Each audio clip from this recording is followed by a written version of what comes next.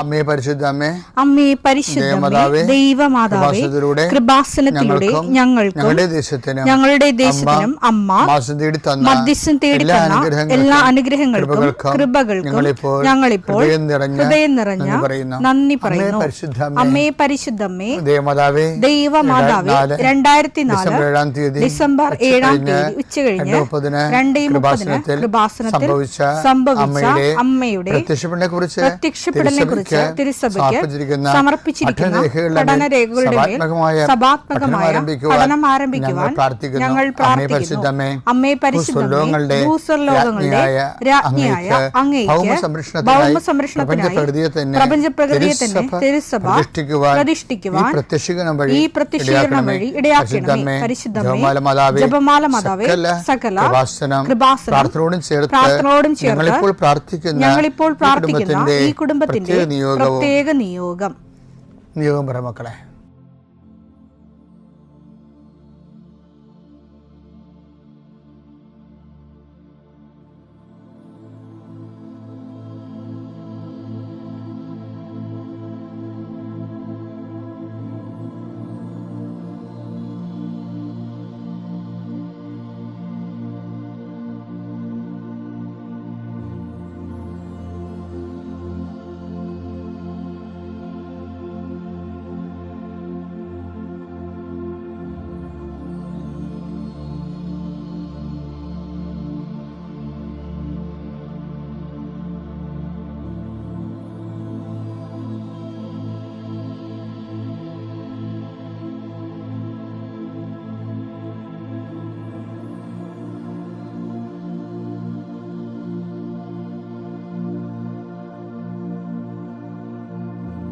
അമ്മയുടെ പ്രത്യക്ഷീകരണത്തിന്റെ ഈ അനുഗ്രഹവേളയിൽ ഞങ്ങൾക്ക് സാധിച്ചു തരുവാൻ കനിയണമേ.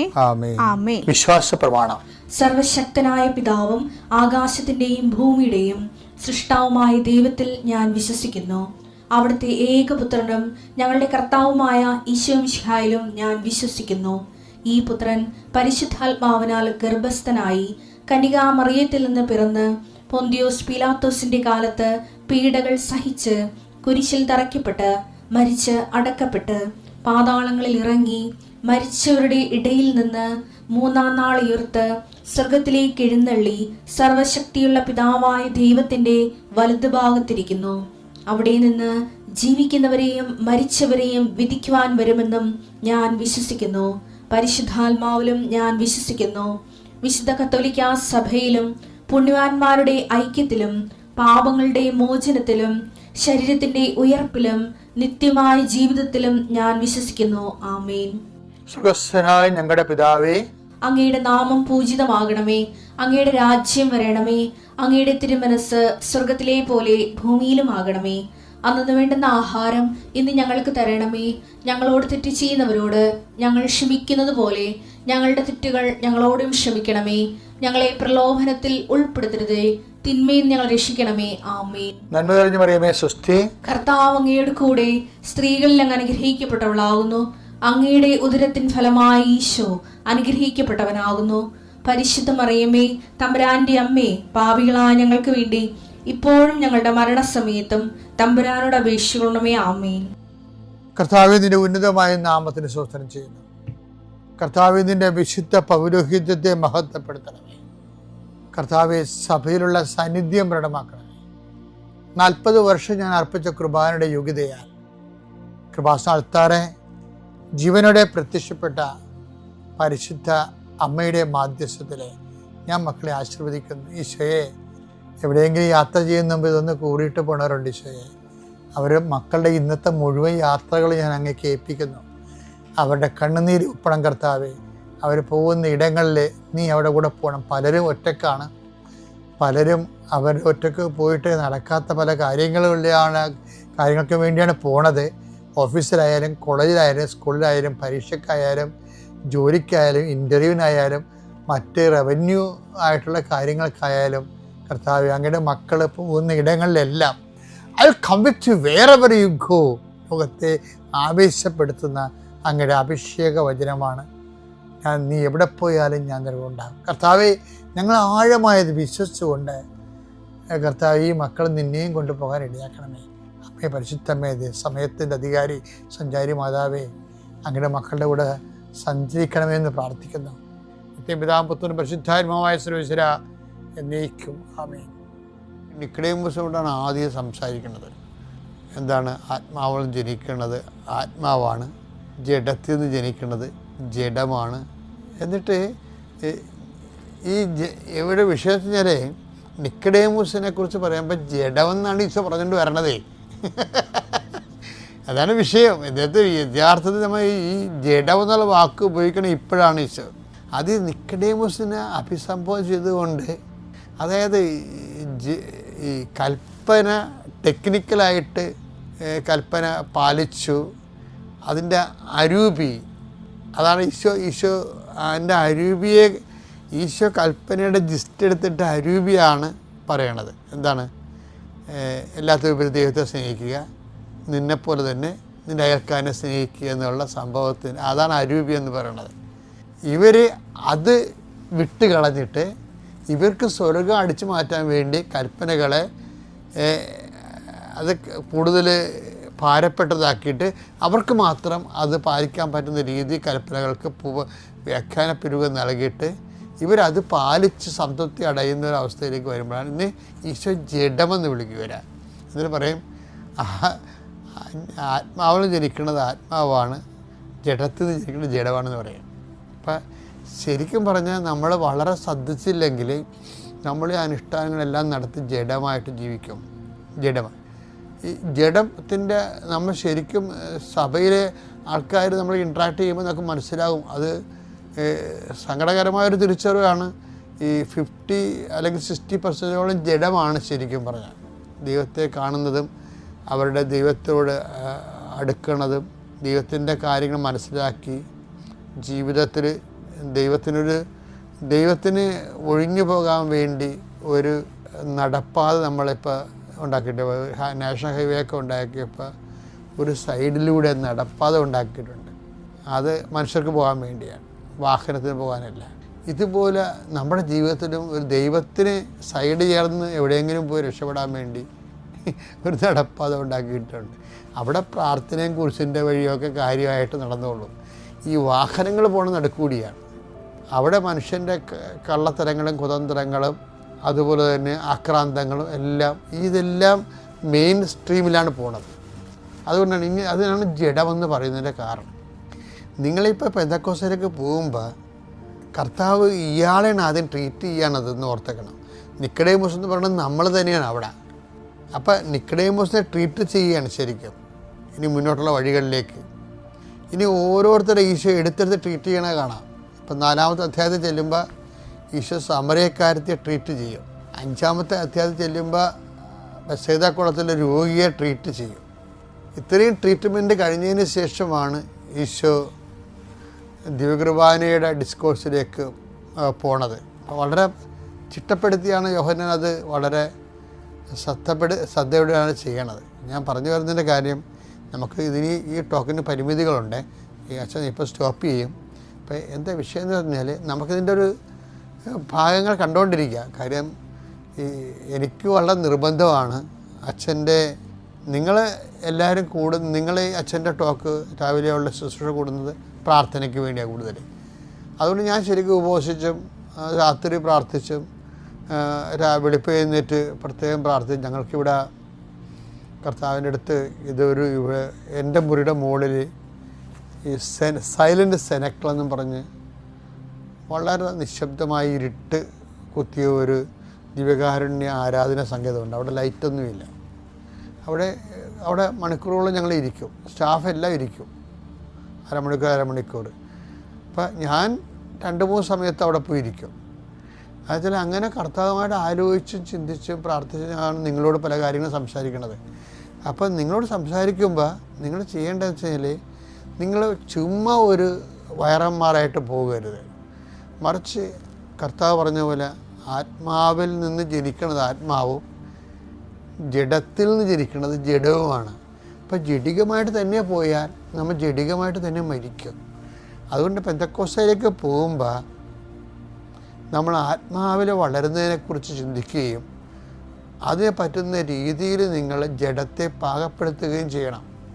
അപ്പം ആത്മാവിന് ജഡത്തെ പാകപ്പെടുത്താൻ വേണ്ടിയാണ് ശരിക്കും ഈ കൽപ്പനകളെല്ലാം വന്നത്.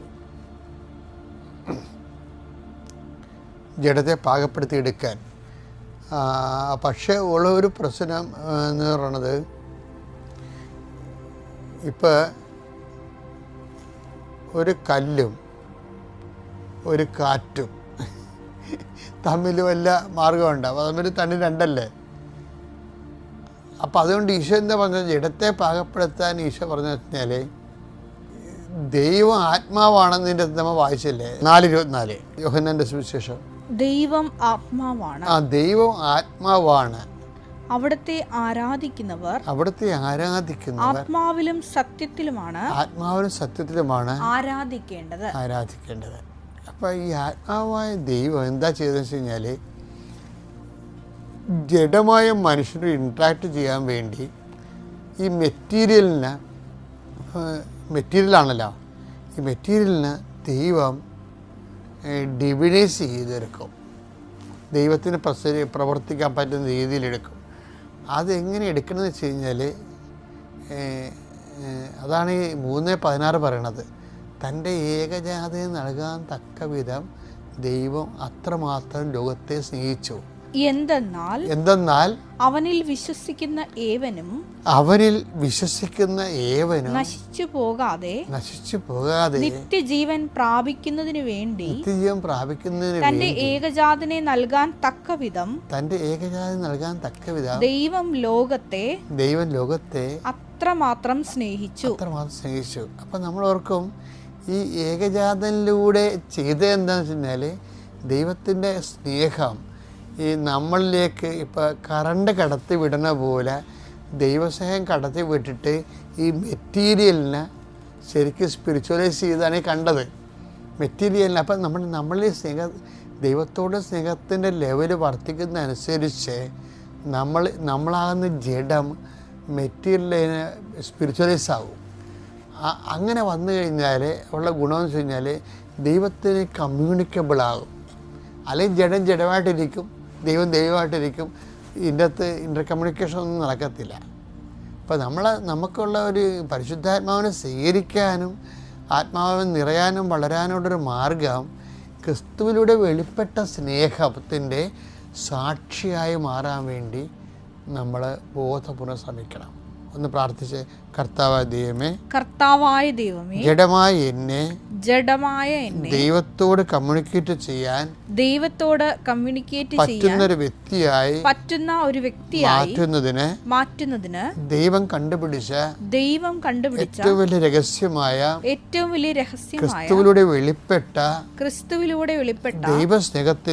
ദൈവസ്നേഹത്തിന്റെ സാക്ഷിയായി ആ സ്നേഹം കൈമാറുന്ന സാക്ഷിയായി എന്നെ വളർത്തി പെന്തക്കോസ്ത അനുഭവത്തിലേക്ക് എന്നെ ഒരുക്കണമേ.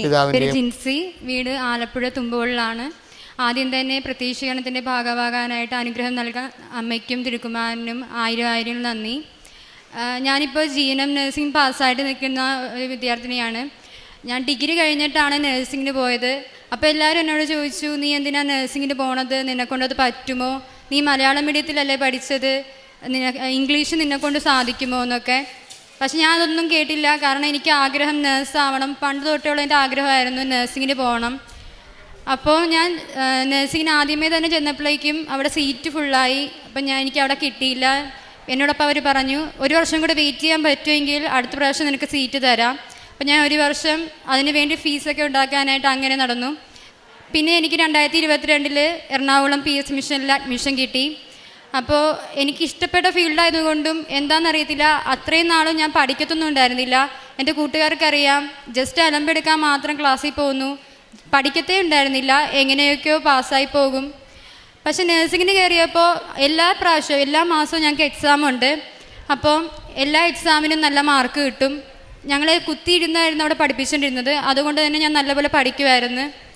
അതിൻ്റെ ഒപ്പം തന്നെ പ്രാർത്ഥനയും ഉണ്ടായിരുന്നു. കാരണം ഇതിന് തോറ്റുപോയി കഴിഞ്ഞാൽ പിന്നെ ഏജ് പോയിക്കൊണ്ടിരിക്കുവാണ്. ഇനിയും തോറ്റിരിക്കാനായിട്ട് പറ്റത്തില്ല. ഇതുവരെ തോറ്റിട്ടൊന്നുമില്ല. എങ്കിൽ തന്നെയും നഴ്സിംഗ് എന്ന് പറയുന്ന ഫീൽഡ് നമുക്ക് ഒട്ടും സഹിക്കാൻ പറ്റത്തില്ല. നല്ലപോലെ പഠിച്ചാൽ മാത്രമേ നമ്മൾ കയറിപ്പോകത്തുള്ളൂ. അപ്പോൾ നഴ്സിംഗിന് കയറിയപ്പോഴത്തോട്ട് ഞാൻ നല്ലപോലെ പഠിക്കുകയും നല്ലപോലെ പുറകിലോട്ട് നിൽക്കുന്ന കൂട്ടുകാർക്കൊക്കെ പറഞ്ഞു കൊടുക്കുകയൊക്കെ ചെയ്യുമായിരുന്നു. അപ്പോൾ അവരും എൻ്റെ ഒപ്പം ഇരുന്ന് പഠിക്കും. അപ്പോൾ അത്രയും നാളും പഠിച്ചിരുന്നിട്ട് ഫസ്റ്റ് ഇയറിൻ്റെ എക്സാം എത്തിയപ്പോഴേക്കും എനിക്ക് പെട്ടെന്ന് എന്തോ ഒരു പേടി. അപ്പോൾ ഞാൻ അമ്മേനോട് പറഞ്ഞ്, അമ്മ എക്സാമൊക്കെ ആവാറായി, എന്തോ പേടി, തോക്കുമെന്ന് തോന്നുന്നു. അപ്പോൾ എൻ്റെ അമ്മ ഇവിടുത്തെ സ്റ്റാഫാണ്. അപ്പോൾ അമ്മയ്ക്ക് കുറേ സാക്ഷ്യങ്ങളും എല്ലാ അനുഭവങ്ങളൊക്കെ ഉള്ളതുകൊണ്ട് അമ്മേനോട് പറഞ്ഞ്, നീ ഉടമ്പടി എടുത്ത് പ്രാർത്ഥിക്കുന്നു. അപ്പോൾ ഉടമ്പടി എടുത്ത് പ്രാർത്ഥിച്ച് ഞാൻ ഫസ്റ്റ് തന്നെ വെച്ചത്, എനിക്ക് ഫസ്റ്റ് ക്ലാസ് എന്താണ്, ഡിസ്റ്റിങ്ഷൻ എന്താണ് എന്നൊന്നും അറിയത്തില്ല. കുറേ കേട്ടിട്ടൊക്കെ ഉണ്ട്. അപ്പോൾ എനിക്കിങ്ങനെ പറഞ്ഞ്, അമ്മേ മാതാവേ എനിക്ക് ഫസ്റ്റ് ക്ലാസ് വേണം എന്നാണ് ഞാൻ ആദ്യമായിട്ട് തന്നെ ഉടമ്പടിയിൽ നിയോഗത്തിൽ എഴുതി വെച്ചത്. അപ്പോൾ എക്സാമിന് പഠിക്കാനായിട്ട് ഞാൻ 10-14 മണിക്കൂറൊക്കെ ഇരുന്ന് പഠിക്കും. അതിന് മുന്നേ തന്നെ 5:30 എണീറ്റിട്ട് രാവിലത്തെ പ്രാർത്ഥനയൊക്കെ ചൊല്ലും. പ്രാർത്ഥിക്കുമ്പോൾ തന്നെ എന്തോ പഠിക്കാനുള്ളൊരു ത്വരയായിരുന്നു. അപ്പം ഞാൻ പ്രാർത്ഥിച്ച് പരീക്ഷയൊക്കെ എഴുതി. റിസൾട്ട് വന്നപ്പോൾ എന്താണോ ഞാൻ എഴുതി വെച്ചത് അതുപോലെ തന്നെ എനിക്ക് ഫസ്റ്റ് ക്ലാസ് കിട്ടി. അതുപോലെ തന്നെ ഞാൻ പുതുക്കി സെക്കൻഡ് ഇയറിൻ്റെ എക്സാം ആയപ്പോഴും ഞാൻ പറഞ്ഞു എനിക്ക് ഡിസ്റ്റിങ്ഷൻ വേണമെന്ന്. അങ്ങനെ ഞാൻ പ്രാർത്ഥനയും പഠിത്തവും ഒരേപോലെ കൊണ്ടുപോയി. ഒപ്പം തന്നെ കാരുണ്യ പ്രവർത്തികളും എന്നെക്കൊണ്ട് പറ്റുന്ന രീതിയിൽ എല്ലാവർക്കും സഹായമൊക്കെ ചെയ്ത്. എൻ്റെ ക്ലാസ്സിൽ ഒരുപാട് പേരുണ്ട് പഠിക്കാനായിട്ട് ആഗ്രഹം ഉണ്ടെങ്കിലും പഠിക്കേണ്ടത് എങ്ങനെയാണ് എക്സാം നല്ലപോലെ അറ്റൻഡ് ചെയ്യേണ്ടതെന്ന് അറിയാത്തവരൊക്കെ. അപ്പം ഞാൻ അവർക്കൊക്കെ എന്നോട് ആരും ഇങ്ങനെ ഉള്ളിൽ നിന്ന് പറയുന്നു, നീ മാത്രം പഠിച്ചാൽ പോരാ, നീ മറ്റുള്ളവരെ സഹായിക്കണം. അപ്പം നിന്നെക്കൊണ്ട് പറ്റുന്ന രീതിയിൽ നീ അവർക്ക് സഹായം ചെയ്ത് കൊടുത്താൽ നീയും ജയിക്കും എന്നൊരു ഒറ്റ കാരണം മാത്രം എൻ്റെ ഉള്ള ആരോ പറയണ പോലെ എനിക്ക് തോന്നിയിട്ട് ഞാൻ എപ്പോഴും അവരെയൊക്കെ തേടി പിടിച്ച്, എനിക്കറിയാവുന്ന കുറച്ച് പേരുണ്ട് എൻ്റെ ക്ലാസ്സിൽ, അവരൊക്കെ തേടി പിടിച്ച് ഞാനിങ്ങനെ പറഞ്ഞൊക്കെ കൊടുക്കും. തേർഡ് ഇയറിൻ്റെ എക്സാം ആയപ്പോഴേക്കും അതിൻ്റെ ഇടയ്ക്ക് എനിക്ക് നഴ്സിംഗ് ഡ്രോപ്പ് ഔട്ട് ചെയ്താലോ എന്ന് തന്നെ ഉണ്ടായിരുന്നു. കാരണം എനിക്ക് കുറേ സങ്കടകരമായിട്ടുള്ള അനുഭവങ്ങളൊക്കെ ആയിരുന്നു ക്ലാസ്സിലുണ്ടായിരുന്നത്. ഞാനെന്ന് പറയുന്നത് എനിക്ക് ഇഷ്ടമില്ലാത്ത കാര്യങ്ങളൊക്കെ ആരെങ്കിലും ചീത്തയാന്നുള്ള കാര്യങ്ങളൊക്കെ ആരെങ്കിലും ചെയ്ത് കണ്ടാൽ ഞാൻ അവരെ തിരുത്താനായിട്ട് ചെല്ലും. പക്ഷെ ഞാൻ തിരുത്തിയിരുന്നത് എന്നെക്കാട്ടും പ്രായത്തിന് ഇളയ പിള്ളേരായതുകൊണ്ട് അവർക്ക് നമ്മൾ എന്താ പറയണേന്ന് ഉള്ളൊരു അവർ അക്സെപ്റ്റ് ചെയ്തിട്ടുണ്ടായിരുന്നില്ല. അപ്പോൾ എനിക്ക് കുറേ സങ്കടങ്ങൾ അവരുടെ ഭാഗത്തുനിന്ന് ഉണ്ടായിട്ടുണ്ട്. പക്ഷെ ഞാൻ പ്രാർത്ഥിച്ച്, എൻ്റെ മാതാവേ എന്നെക്കൊണ്ട് നഴ്സിംഗ് ഡ്രോപ്പ് ഔട്ട് ചെയ്യിപ്പിക്കല്ലേ. അപ്പോൾ പിന്നെ എനിക്ക് ഉള്ളിൽ നിന്ന് ഇങ്ങനെ ആരോ പറയുന്നത് പോലെ തോന്നി, നീ എന്തിനാണ് നഴ്സിംഗ് ഡ്രോപ്പ് ഔട്ട് ചെയ്യണത്? നിന്നെ കഷ്ടപ്പെടുത്തി പഠിപ്പിക്കണം നിൻ്റെ വീട്ടുകാരാണ്, കൂട്ടുകാരല്ല. നീ അവർക്ക് വേണ്ടിയിട്ട് പ്രാർത്ഥിച്ചാൽ മാത്രം മതി, നീ മുന്നോട്ട് പോവുക എന്നൊക്കെ. അങ്ങനെ ഞാൻ ആ വിഷമങ്ങളൊക്കെ മാറ്റിയിട്ട് പ്രാർത്ഥിച്ചു. തേർഡ് ഇയറിൻ്റെ എക്സാം എത്തിയപ്പോഴേക്കും ഫസ്റ്റത്തെ വിഷയം OBG ആണ്. OBGക്ക് ഞാൻ നല്ലപോലെ പഠിക്കുന്ന വിഷയം, കാരണം എനിക്ക് ഏറ്റവും ഇഷ്ടമുള്ള വിഷയമാണ് OBGയും കമ്മ്യൂണിറ്റിയും. അപ്പം ഞാൻ OBGക്ക് നല്ലപോലെ എക്സാം പഠിച്ചു ചെന്നു. പക്ഷേ ക്വസ്റ്റ്യൻ പേപ്പർ കണ്ടപ്പോൾ ഷോർട്ട് നോട്ടൊക്കെ എനിക്കറിയാം, എസ് എനിക്ക് അറിയത്തില്ല. എന്തെങ്കിലും അറ്റൻഡ് ചെയ്യാൻ പോലും എനിക്കറിയത്തില്ല. കാരണം അത് 2 എണ്ണം ഉണ്ട് 20 മാർക്കിന്. അത് അറ്റൻഡ് ചെയ്താൽ നമുക്ക് എന്തെങ്കിലുമൊക്കെ ജയിക്കാനുള്ള വകയെങ്കിലും ഉണ്ടാകത്തുള്ളൂ. അപ്പം ഞാൻ ഷോർട്ട് നോട്ട് കാര്യമായിട്ട് എഴുതി. എൻ്റെ പേപ്പർ തീരാറായി. ആകെ 52 പേപ്പറേ ഉള്ളൂ ബുക്ക്ലെറ്റിൽ. അപ്പോൾ 15 മിനിറ്റും കൂടെ ഉള്ളൂ എന്ന് എക്സാമിനർ വിളിച്ച് പറഞ്ഞപ്പോഴേക്കും എനിക്ക് ഇനി 20 മാർക്കിനുള്ള അറ്റൻഡ് ചെയ്യാനായിട്ട് കിടക്കുക.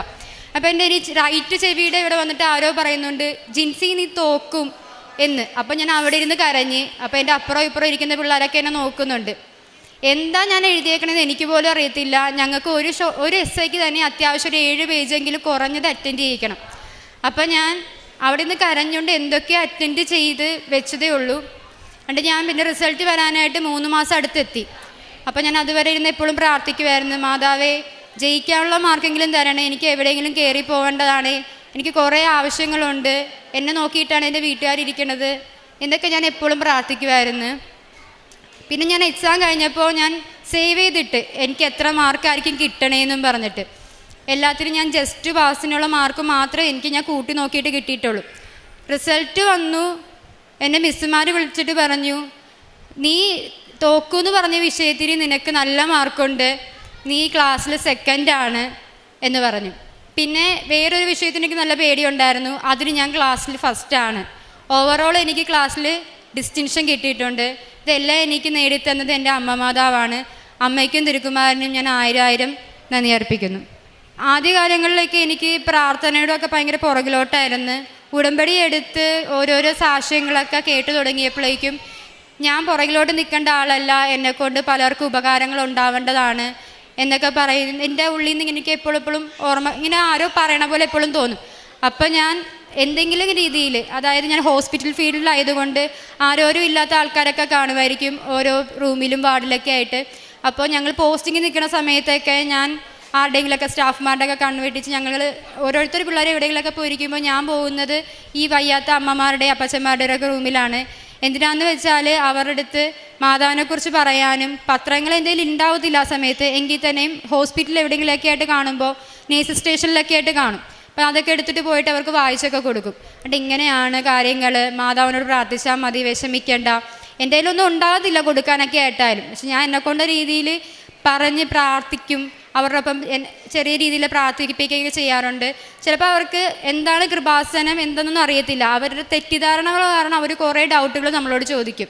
അപ്പം ഞാൻ എന്നെക്കൊണ്ട് പറ്റുന്ന രീതിയിലൊക്കെ അവരോട് ക്ലിയർ ചെയ്ത് കൊടുക്കുമ്പോഴേക്കും അവർക്ക് ഇനിയും പോകണം, അവർക്ക് ആരുമില്ല, അവർ ഒറ്റയ്ക്കിരുന്ന് കരയണേ ആയിരിക്കും, ഒരു ബൈസ്റ്റാൻഡർ പോലും ഇല്ല, മക്കൾ നോക്കുന്നില്ല എന്നൊക്കെ. അപ്പം ഞങ്ങളെ കൊണ്ട് പറ്റുന്നതെന്ന് വെച്ചാൽ ഞങ്ങൾ അവരുടെ അടുത്ത് പോയിട്ട് ഒരു 10 മിനിറ്റ്, നമുക്ക് ചിലപ്പോൾ 10 മിനിറ്റ് പോലും നിൽക്കാൻ പറ്റുന്നുണ്ടായിരിക്കില്ല, അപ്പോഴേക്കും എന്തെങ്കിലും അടുത്ത പണികൾ ചെയ്യേണ്ടതായിട്ടുണ്ടാവും. പക്ഷെ ഞങ്ങളെക്കൊണ്ട് പറ്റുന്ന രീതിയിൽ ഞങ്ങൾ അവരുടെ അടുത്ത് പോയിട്ട് പ്രാർത്ഥിക്കും. ഒന്ന് സംസാരിച്ചാൽ മാത്രം മതിയായിരിക്കും. അപ്പം നമ്മളെ കൊണ്ട് അവരോട് സംസാരിപ്പിക്കുന്നത് മാതാവായിരിക്കും. എന്താ അപ്പം പറയണമെന്ന് പോലും നമുക്കറിയത്തില്ല. നമ്മൾ അവരോട് പോയിട്ട് എന്തെങ്കിലും കാര്യങ്ങൾ, എന്തെങ്കിലും മാതാവിനെ കുറിച്ചിട്ടോ അല്ലെങ്കിൽ വിഷമിക്കേണ്ട ഒന്നൊരു ചെറിയ വാക്ക് പോലും എന്നെക്കൊണ്ട് പറയിപ്പിക്കണത് മാതാവായിരുന്നു. അങ്ങനെ പറയുമ്പോഴേക്കൊക്കെ അവർക്കൊരു ആശ്വാസവും. അപ്പോൾ അവർ അവിടെ ഹോസ്പിറ്റലിൽ നിന്ന് പിന്നെ പോകുമ്പോഴേക്കും നമ്മളെ തേടി വന്നിട്ട് ഇങ്ങനെ പറയും, സിസ്റ്റർ എൻ്റെ അടുത്ത് സംസാരിച്ചത് കൊണ്ട് എനിക്ക് മാതാവിനെക്കുറിച്ച് അറിയാൻ പറ്റി, എനിക്ക് പള്ളി പോകാൻ പറ്റി, എനിക്കിപ്പോൾ ആരും ഇല്ല എന്ന് തോന്നലില്ല, എനിക്ക് മക്കളില്ലെങ്കിലും കൂടപ്പിറപ്പില്ലെങ്കിലും എനിക്ക് മാതാവുണ്ട്, ഈശോയുണ്ട് എന്നുള്ളൊരു തോന്നൽ മാത്രം എനിക്കിപ്പോൾ ഉണ്ട്. അതുകൊണ്ട് എപ്പോഴും എന്നെ തിരക്കിയൊക്കെ വരും, എന്നെ കണ്ടില്ലെങ്കിലൊക്കെ അവരോടൊക്കെ ചോദിക്കാറൊക്കെയുണ്ട്. പിന്നെന്ന് വെച്ചാൽ കാരുണ്യ പ്രവർത്തികളായിട്ട് ഞാൻ ചെയ്തുകൊണ്ടിരുന്നത് വഴിയഴികളൊക്കെ കാര്യങ്ങളൊക്കെ ഇരിക്കുമ്പോൾ ചിലപ്പോൾ ഒന്നും ഉണ്ടാകത്തില്ല, എന്നാൽ തന്നെയും ചെറിയ രീതിയിൽ എന്തെങ്കിലുമൊക്കെ കൊടുക്കും, ഭക്ഷണങ്ങളൊക്കെ വാങ്ങിച്ചു കൊടുക്കാണ്ടൊക്കെ പറ്റിയിട്ടുണ്ട്. ഇതൊക്കെ ഞാൻ ഉടമ്പടി എടുത്ത് കഴിഞ്ഞിട്ട് മാത്രമാണ് എനിക്ക് ഇങ്ങനെ ഒരു പ്രാർത്ഥിക്കണം, എന്തെങ്കിലുമൊക്കെ ചെയ്യണം എന്നുള്ളൊരു തോന്നലൊക്കെ വന്നത്. ഇനിയുള്ള ജീവിതകാലം മുഴുവൻ ആവശ്യങ്ങൾക്ക് വേണ്ടി മാത്രമല്ല, പ്രാർത്ഥന ഒപ്പം കൊടുക്കൊടു ചെന്ന് ഞാൻ എൻ്റെ ഉടമ്പടിയോട്ട് കൊണ്ടുപോകും എന്ന അമ്മയോടും തിരുക്കുമാരനോടും ഞാൻ വാഗ്ദാനം ചെയ്യുന്നു. നിയമാവർത്തന പുസ്തകം 32-ാം അധ്യായം 10-ാം തിരുവചനം. അവിടുന്ന് അവനെ മരുഭൂമിയിൽ ശൂന്യത ഒരിയിടുന്ന മണലാരണ്യത്തിൽ കണ്ടെത്തി, അവനെ വാരിപ്പുണർന്നു, താൽപ്പര്യപൂർവ്വം പരിചരിച്ച് തൻ്റെ കണ്ണിലുണ്ണിയായി സൂക്ഷിച്ചു.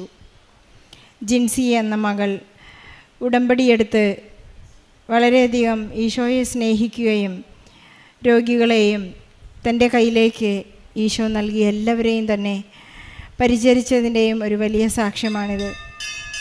ബഹുമാനപ്പെട്ട ജോസഫ് അച്ഛൻ നമ്മെ ഓർമ്മിപ്പിക്കുന്നുണ്ട്, നിങ്ങളുടെ ഉടമ്പടി ലാഗ് ചെയ്യുന്നുണ്ടെങ്കിൽ, നിങ്ങളുടെ കാര്യങ്ങൾ ലാഗ് ചെയ്യുന്നുണ്ടെങ്കിൽ നിങ്ങൾക്കെന്തോ ഉടമ്പടി ഉഴപ്പുന്നുണ്ടെന്ന് അച്ഛൻ നമ്മെ ഓർമ്മിപ്പിക്കാറുണ്ട്.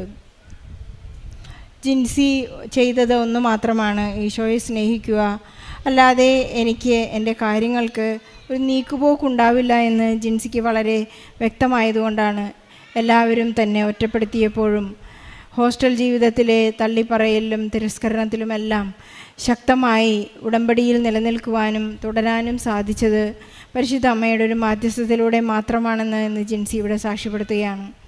BSc നഴ്സിംഗ് സാധാരണഗതിയിൽ അമ്മമാരാണ് വന്ന് ഉടമ്പടിയെടുത്ത് തൻ്റെ മക്കൾക്ക് സമയമില്ല, അല്ലെങ്കിൽ തൻ്റെ മക്കൾ അന്യഗ്രഹത്തിലാണ്, അല്ലെങ്കിൽ തൻ്റെ മക്കൾ ഇവിടെ UK-യിലാണ്, കാനഡയിലാണ്, അവർക്ക് പഠിക്കാൻ സമയമില്ല, പ്രാർത്ഥിക്കാൻ സമയമില്ല എന്നാണ് സാധാരണ മാതാപിതാക്കൾ വന്ന് നിയോഗം വെച്ച് പ്രാർത്ഥിച്ച് ഇവിടെ സാക്ഷ്യം പറയാറുള്ളത്. അതുകൊണ്ട് ബഹുമാനപ്പെട്ട ജോസഫ് അച്ഛൻ നമുക്ക് നൽകിയിട്ടുള്ള വലിയൊരു അനുവാദമാണ്, ഒരു അംഗീകാരമാണ്. നമ്മുടെ 16 വയസ്സ് കഴിയുമ്പോൾ, നമ്മുടെ മക്കൾ പ്രായപൂർത്തിയായി തുടങ്ങുമ്പോൾ അവർക്ക് തന്നെ ഉടമ്പടിയെടുത്ത് പ്രാർത്ഥിക്കുവാനുള്ള ഒരു വലിയ സാധ്യത അച്ഛൻ നമുക്ക് നൽകിയിട്ടുണ്ട്. ജിൻസി ആ സാധ്യതയെ വളരെ ആത്മാർത്ഥമായി ഏറ്റെടുത്തുകൊണ്ട് പ്രാർത്ഥിക്കുകയും മറ്റുള്ളവർക്ക് ഉദാഹരണമായി മോഡലായി ജീവിക്കുവാനുള്ള ഒരു വലിയ സാധ്യത കാണിച്ചു കൊടുക്കുകയായിരുന്നു. മാർക്കോസിൻ്റെ സുവിശേഷം 11-ാം അധ്യായം 23-ാം തിരുവചനം പറയുന്നത് പോലെ, നിങ്ങൾക്ക് അല്പവിശ്വാസമുണ്ടെങ്കിൽ, ഒരു കടുകുമണിയോളം വിശ്വാസമുണ്ടെങ്കിൽ ഈ മലയോട് കടലിൽ ചെന്ന് പതിക്കുക എന്ന് പറയുമ്പോൾ അത് നിങ്ങളെ അനുസരിക്കുമെന്നാണ് ഈശോ നമ്മെ വചനത്തിലൂടെ പഠിപ്പിക്കുന്നത്. കടുകുമണിയോളം വിശ്വാസമുണ്ടെങ്കിൽ നമ്മുടെ ജീവിതത്തിലെ മല പോലെയുള്ള എല്ലാ പ്രശ്നങ്ങളെയും ഒരു കടലിലേക്ക് താഴ്ത്തുവാനുള്ള വിശ്വാസവും വിശ്വസ്തതയും ഈശോ നമ്മിൽ നിന്ന് ഡിമാൻഡ് ചെയ്യുന്നത് ഉടമ്പടി ജീവിതത്തിലാണ്. ജിൻസി അത് വളരെ കൃത്യമായി പാലിച്ചു എന്നാണ് ഈ സാക്ഷ്യത്തിലൂടെ നമുക്ക് മനസ്സിലാകുന്നത്. എത്ര കൊച്ചു കാര്യങ്ങളായാലും ഈ ഒരു ചെറിയ പ്രവൃത്തിയിലൂടെ ഈശോ പറയുന്നത്, ഈ എളിയവരിൽ നിങ്ങൾ ഒരുവരിൽ എനിക്ക് ചെയ്തപ്പോഴെല്ലാം എനിക്ക് വേണ്ടിയാണ് ചെയ്തത്. അവിടത്തേക്ക് ദാഹിച്ചു, അവിടത്തേക്ക് വിശന്നു, അവിടുത്തെ നഗ്നനായി കണ്ടു, അവിടുത്തെ പരദേശവാസിയായി കണ്ടപ്പോഴെല്ലാം ജിൻസി ഈശോയ്ക്ക് വേണ്ടിയാണത് ചെയ്തതെന്ന് ഇവിടെ സാക്ഷ്യപ്പെടുത്തുകയാണ്. അതാണ് ഉടമ്പടി ജീവിതം. അതുകൊണ്ടാണ് ഒരു ഡിസ്റ്റിങ്ഷനോടുകൂടി BSc നഴ്സിംഗ് പാസ്സാകുവാനുള്ള വലിയ സാധ്യത ഈശോ ഈ മകൾക്ക് നൽകിയിരിക്കുന്നത്. പഠിക്കുന്ന എല്ലാ മക്കളുടെയും അസാധ്യതകളെയെല്ലാം സമയച്ചുരുക്കത്തിൻ്റെ അമ്മ അവർക്ക് ഇടപെട്ടുകൊണ്ട് അവരുടെ ജീവിതത്തിൽ വലിയ അത്ഭുതങ്ങൾ പ്രവർത്തിക്കട്ടെ എന്ന് നമുക്ക് പ്രാർത്ഥിക്കാം. പഠനത്തിലായിരിക്കുന്ന മക്കളെ അവരുടെ എല്ലാ പ്രതിസന്ധികളെയും തരണം ചെയ്യുവാനും ഫേസ് ചെയ്യാനുള്ള പ്രാപ്തിക്കായി പ്രാർത്ഥിച്ചുകൊണ്ട് ജിൻസിക്ക് ലഭിച്ച എല്ലാ ഈശോയ്ക്കും അമ്മ മാതാവിനും 1000 നന്ദി. എൻ്റെ പേര് ജെസ്സി, ഇതെൻ്റെ ഭർത്താവ് ബിജേഷ്. ഞങ്ങൾ ചാലിപ്പള്ളി ഇടവകയിൽ നിന്ന് വരുന്നു. 2018 ഞാൻ ആദ്യമായി ഉടമ്പടി എടുത്തത്. അന്ന് മുതൽ ഞാൻ ഇവിടുത്തെ പ്രാർത്ഥനകൾ പ്രാർത്ഥിക്കാറുണ്ട്, ഇവിടെ വന്ന് ഉടമ്പടി പുതുക്കാറുമുണ്ട്. 2026 ഫെബ്രുവരി 3 എൻ്റെ ഹസ്ബൻഡ് കുവൈറ്റിൽ വർക്ക് ചെയ്യുന്നു.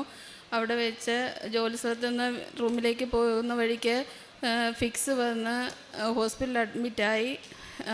പിറ്റേ ദിവസം ഞാൻ ഒരു സ്കൂളിലാണ് വർക്ക് ചെയ്യുന്നത്. അവിടെ വെച്ചാണ് കൂട്ടുകാരിങ്ങനെ മെസ്സേജ് ഇട്ട് പറയുന്നത്, ബിജേഷ് ഇങ്ങനെ ഫിക്സ് വന്ന് ഹോസ്പിറ്റലാണ്, ICUലാണെന്നാണ് അന്ന് ഞാൻ അറിഞ്ഞത്. പിറ്റേ ദിവസം ഞാൻ ഇവിടെ വന്ന് പ്രാർത്ഥിച്ചു. ഹസ്ബൻഡിൻ്റെ അമ്മയോടും ചാച്ചനോടൊന്നും പറഞ്ഞില്ല. എനിക്കും അനിയനും മാത്രമേ ഈ കാര്യം അറിയാൻ പറ്റുമായിരുന്നുള്ളൂ. പിറ്റേ ദിവസം മുതൽ ഞാൻ സ്കൂളിൽ കുഞ്ഞുങ്ങളെ കൊണ്ടാക്കി സ്കൂളിലേക്കാണ് പോകുന്ന രീതിയിലാണ് ഞാൻ വീട്ടിൽ നിന്ന് ഇറങ്ങുന്നത്. പിറ്റേ ദിവസം മുതൽ ഞാനിവിടെ വന്ന് പ്രാർത്ഥിച്ച് വൈകുന്നേരം ആകുമ്പോഴാണ് ഞാൻ വീട്ടിലേക്ക് പോകുന്നത്. അങ്ങനെ ഞാൻ ദിവസവും ഇവിടെ വന്ന് പ്രാർത്ഥിക്കും.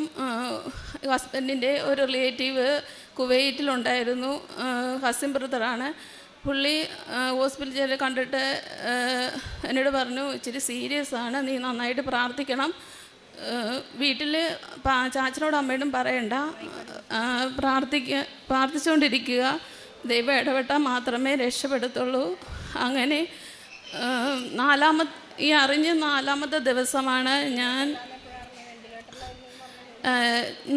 ദിവസമാണ് ഞാൻ വെന്റിലേറ്ററിലാണെന്ന് ചേട്ടൻ വിളിച്ച് പറയുന്നത്. ഇച്ചിരി സീരിയസ് ആണ്, നന്നായിട്ട് നീ പ്രാർത്ഥിക്കണം, അമ്മയോട് ചെറിയ രീതിയിൽ ഇങ്ങനെ പറഞ്ഞോളൂ, എന്നാലേ അമ്മയും കൂടെ പ്രാർത്ഥിക്കത്തുള്ളല്ലോ എന്ന് പറഞ്ഞു. അങ്ങനെ ഞാൻ അമ്മയോട് ഇങ്ങനെ പറഞ്ഞു, ഫിക്സായിട്ട് ICUലാണ്, അമ്മ പ്രാർത്ഥിക്കണം. അങ്ങനെ പിറ്റേ ദിവസം 6-ാം തീയതി വൈകിട്ടാണ് ഞാൻ അറിയുന്നത് വെന്റിലേറ്ററാണ്. പിറ്റേ ദിവസം 7-ാം തീയതി ഞാനിവിടെ വന്ന് ഉടമ്പടി പുതുക്കി അച്ഛനെ കാണാനായിട്ട് ടോക്കൺ എടുത്തു. അപ്പോൾ അവിടെ നിന്ന് ചേച്ചി പറഞ്ഞു, ഒരു വെന്റിലേറ്റർ കിടക്കുന്ന ഫോട്ടോ ഇവിടെ എടുത്തുകൊണ്ട് വരാൻ പറഞ്ഞു. ഈ അവസ്ഥയിലായിരുന്നു കിടന്നിരുന്നത്. ഇവിടെ വന്ന് ഈ ഫോട്ടോ ഞാൻ അച്ഛൻ്റെ കൊടുത്തു. അച്ഛൻ മാതാവിൻ്റെ രൂപത്തിലും ഈശ്വര രൂപത്തിലും വെച്ച് പ്രാർത്ഥിച്ചു. തൈലം കൊണ്ട് പ്രാർത്ഥിച്ചിട്ട് തിരിച്ച് എൻ്റെ കയ്യിൽ തന്നു. ഞാൻ ഇവിടെ ഇരുന്ന് പ്രാർത്ഥിച്ചു. അന്ന് ഞാൻ ഡേറ്റ് ഇട്ടാണ് പ്രാർത്ഥിച്ചത്. 17-ാം തീയതി ഫെബ്രുവരി 17-ാം തീയതി CBSE ബോർഡ് എക്സാം എൻ്റെ മോക്ക്, അവൾ 10ലാണ്, അന്ന് ബോർഡ് എക്സാം എഴുതേണ്ടതാണ്. അപ്പോൾ അതിന് മുന്നേ ആയിട്ട് ഒരു 10-ാം തീയതി ആകുമ്പോഴെങ്കിലും ഹസ്ബൻഡ് ഈ അവസ്ഥയിൽ നിന്നൊന്ന് മാറി ഞങ്ങളോട് സംസാരിക്കണമെന്ന് ഞാനിങ്ങനെ ഡേറ്റ് ഇട്ട് പ്രാർത്ഥിച്ചു. ആദ്യമൊക്കെ അവിടെ നിന്ന് കൂട്ടുകാരെ വിളിച്ച് പറയുന്നത്, മരുന്നിനോടൊന്നും പ്രതികരിക്കുന്നില്ല, ഹൈ ഡോസാണ് കൊടുക്കുന്നത്, പക്ഷേ മരുന്നിനോടൊന്നും അവൻ പ്രതികരിക്കുന്നില്ല എന്നാണ് പറഞ്ഞിരുന്നത്. അത് ഇവിടെ ഡേറ്റ് ഇട്ട് ഞാനിവിടെ അച്ഛനെ കണ്ട് പ്രാർത്ഥിച്ചതിൻ്റെ ഫലമായിട്ട് അന്ന് ഞാൻ വീട്ടിൽ ചെന്നപ്പോൾ അതിന് മുന്നേ ഇവിടെ വന്ന് പ്രാർത്ഥിച്ചുകൊണ്ടിരിക്കുമായിരുന്നു ദിവസങ്ങൾ.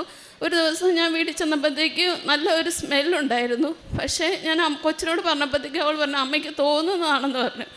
അത് കഴിഞ്ഞ് ഈ അച്ഛനെ കണ്ട അന്ന് ഞാൻ വീട്ടിൽ ചെല്ലുമ്പോഴും ഇതുപോലെ നല്ല സ്മെല്ല്. അന്ന് റൂമിൽ മാത്രമേ ഉണ്ടായിരുന്നുള്ളൂ, പക്ഷേ അന്നത്തെ ദിവസം അവിടെ മുഴുവനുണ്ട്. അപ്പോൾ കൊച്ചും പറഞ്ഞു നേരെ നല്ല സ്മെല്ലുണ്ട്. അപ്പോൾ അന്ന് ഞാൻ എൻ്റെ അനിയത്തിനെ വിളിച്ച് ഞാൻ പറഞ്ഞു ഇങ്ങനെ നല്ലൊരു സ്മെല്ല് വരുന്നുണ്ട് ജിൻസി, എന്താണെന്നറിയില്ല.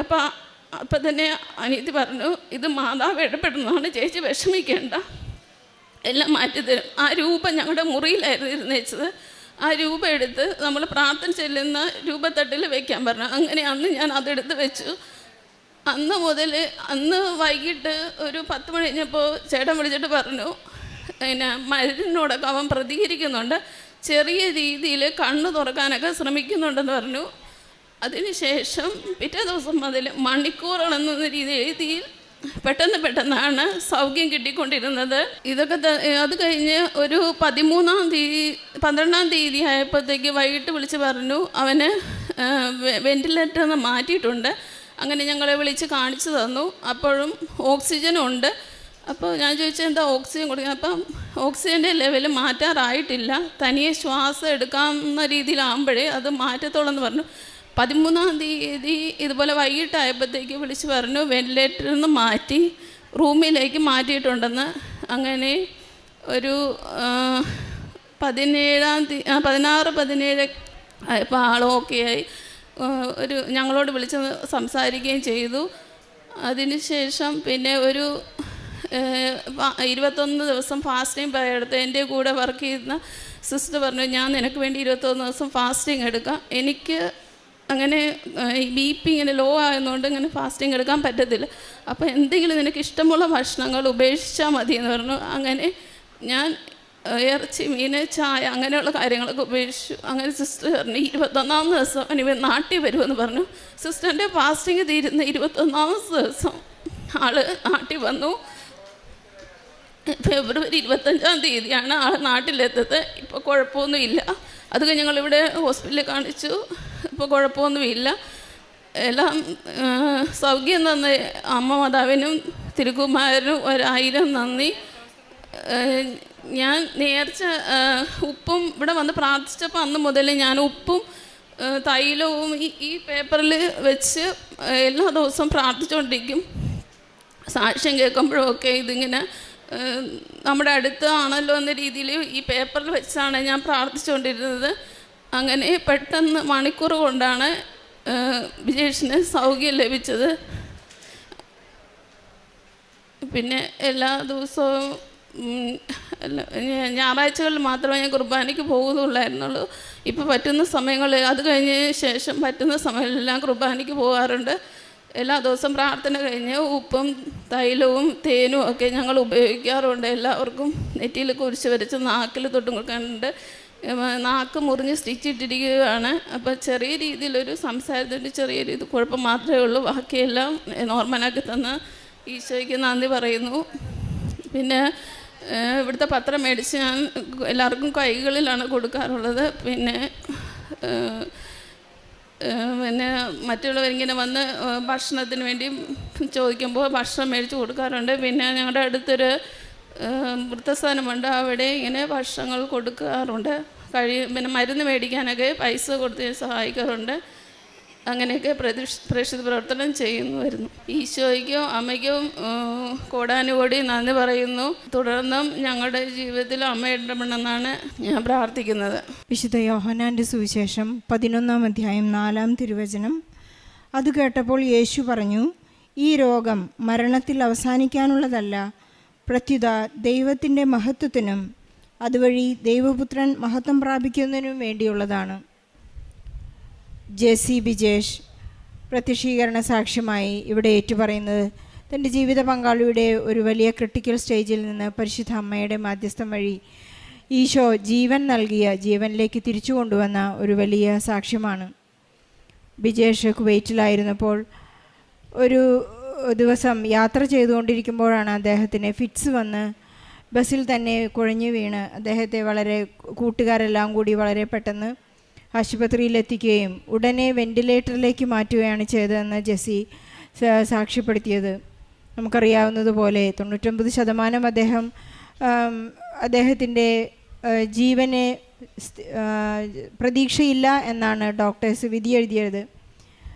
ജെസ്സി ഉടനെ ഇവിടെ വന്ന് ഉടമ്പടി പുതുക്കി അച്ഛനെ കാണുകയും അച്ഛൻ അദ്ദേഹത്തിൻ്റെ വെന്റിലേറ്ററിൽ കിടക്കുന്ന ആ ഫോട്ടോ തന്നെ പരിശുദ്ധ അമ്മയെയും ഈശോയെയും സമർപ്പിച്ച് പ്രാർത്ഥിച്ച് അന്നു മുതൽ തന്നെ വളരെ പെട്ടെന്ന് അദ്ദേഹത്തിന് മരുന്ന് റെസ്പോണ്ട് ചെയ്യുവാനും ഇന്ന് അദ്ദേഹത്തിന് സാക്ഷിയായി അൾത്താരയിൽ ജീവനോടെ സന്തോഷത്തോടെ കുവൈറ്റിൽ നിന്ന് ഇവിടെ വന്ന് സാക്ഷ്യം നൽകുവാനുമുള്ള ഒരു വലിയ കൃപ ലഭിച്ചതിനെ നമുക്ക് ഈശോയ്ക്കും പരിശുദ്ധ അമ്മയ്ക്കും നന്ദി പറയാം.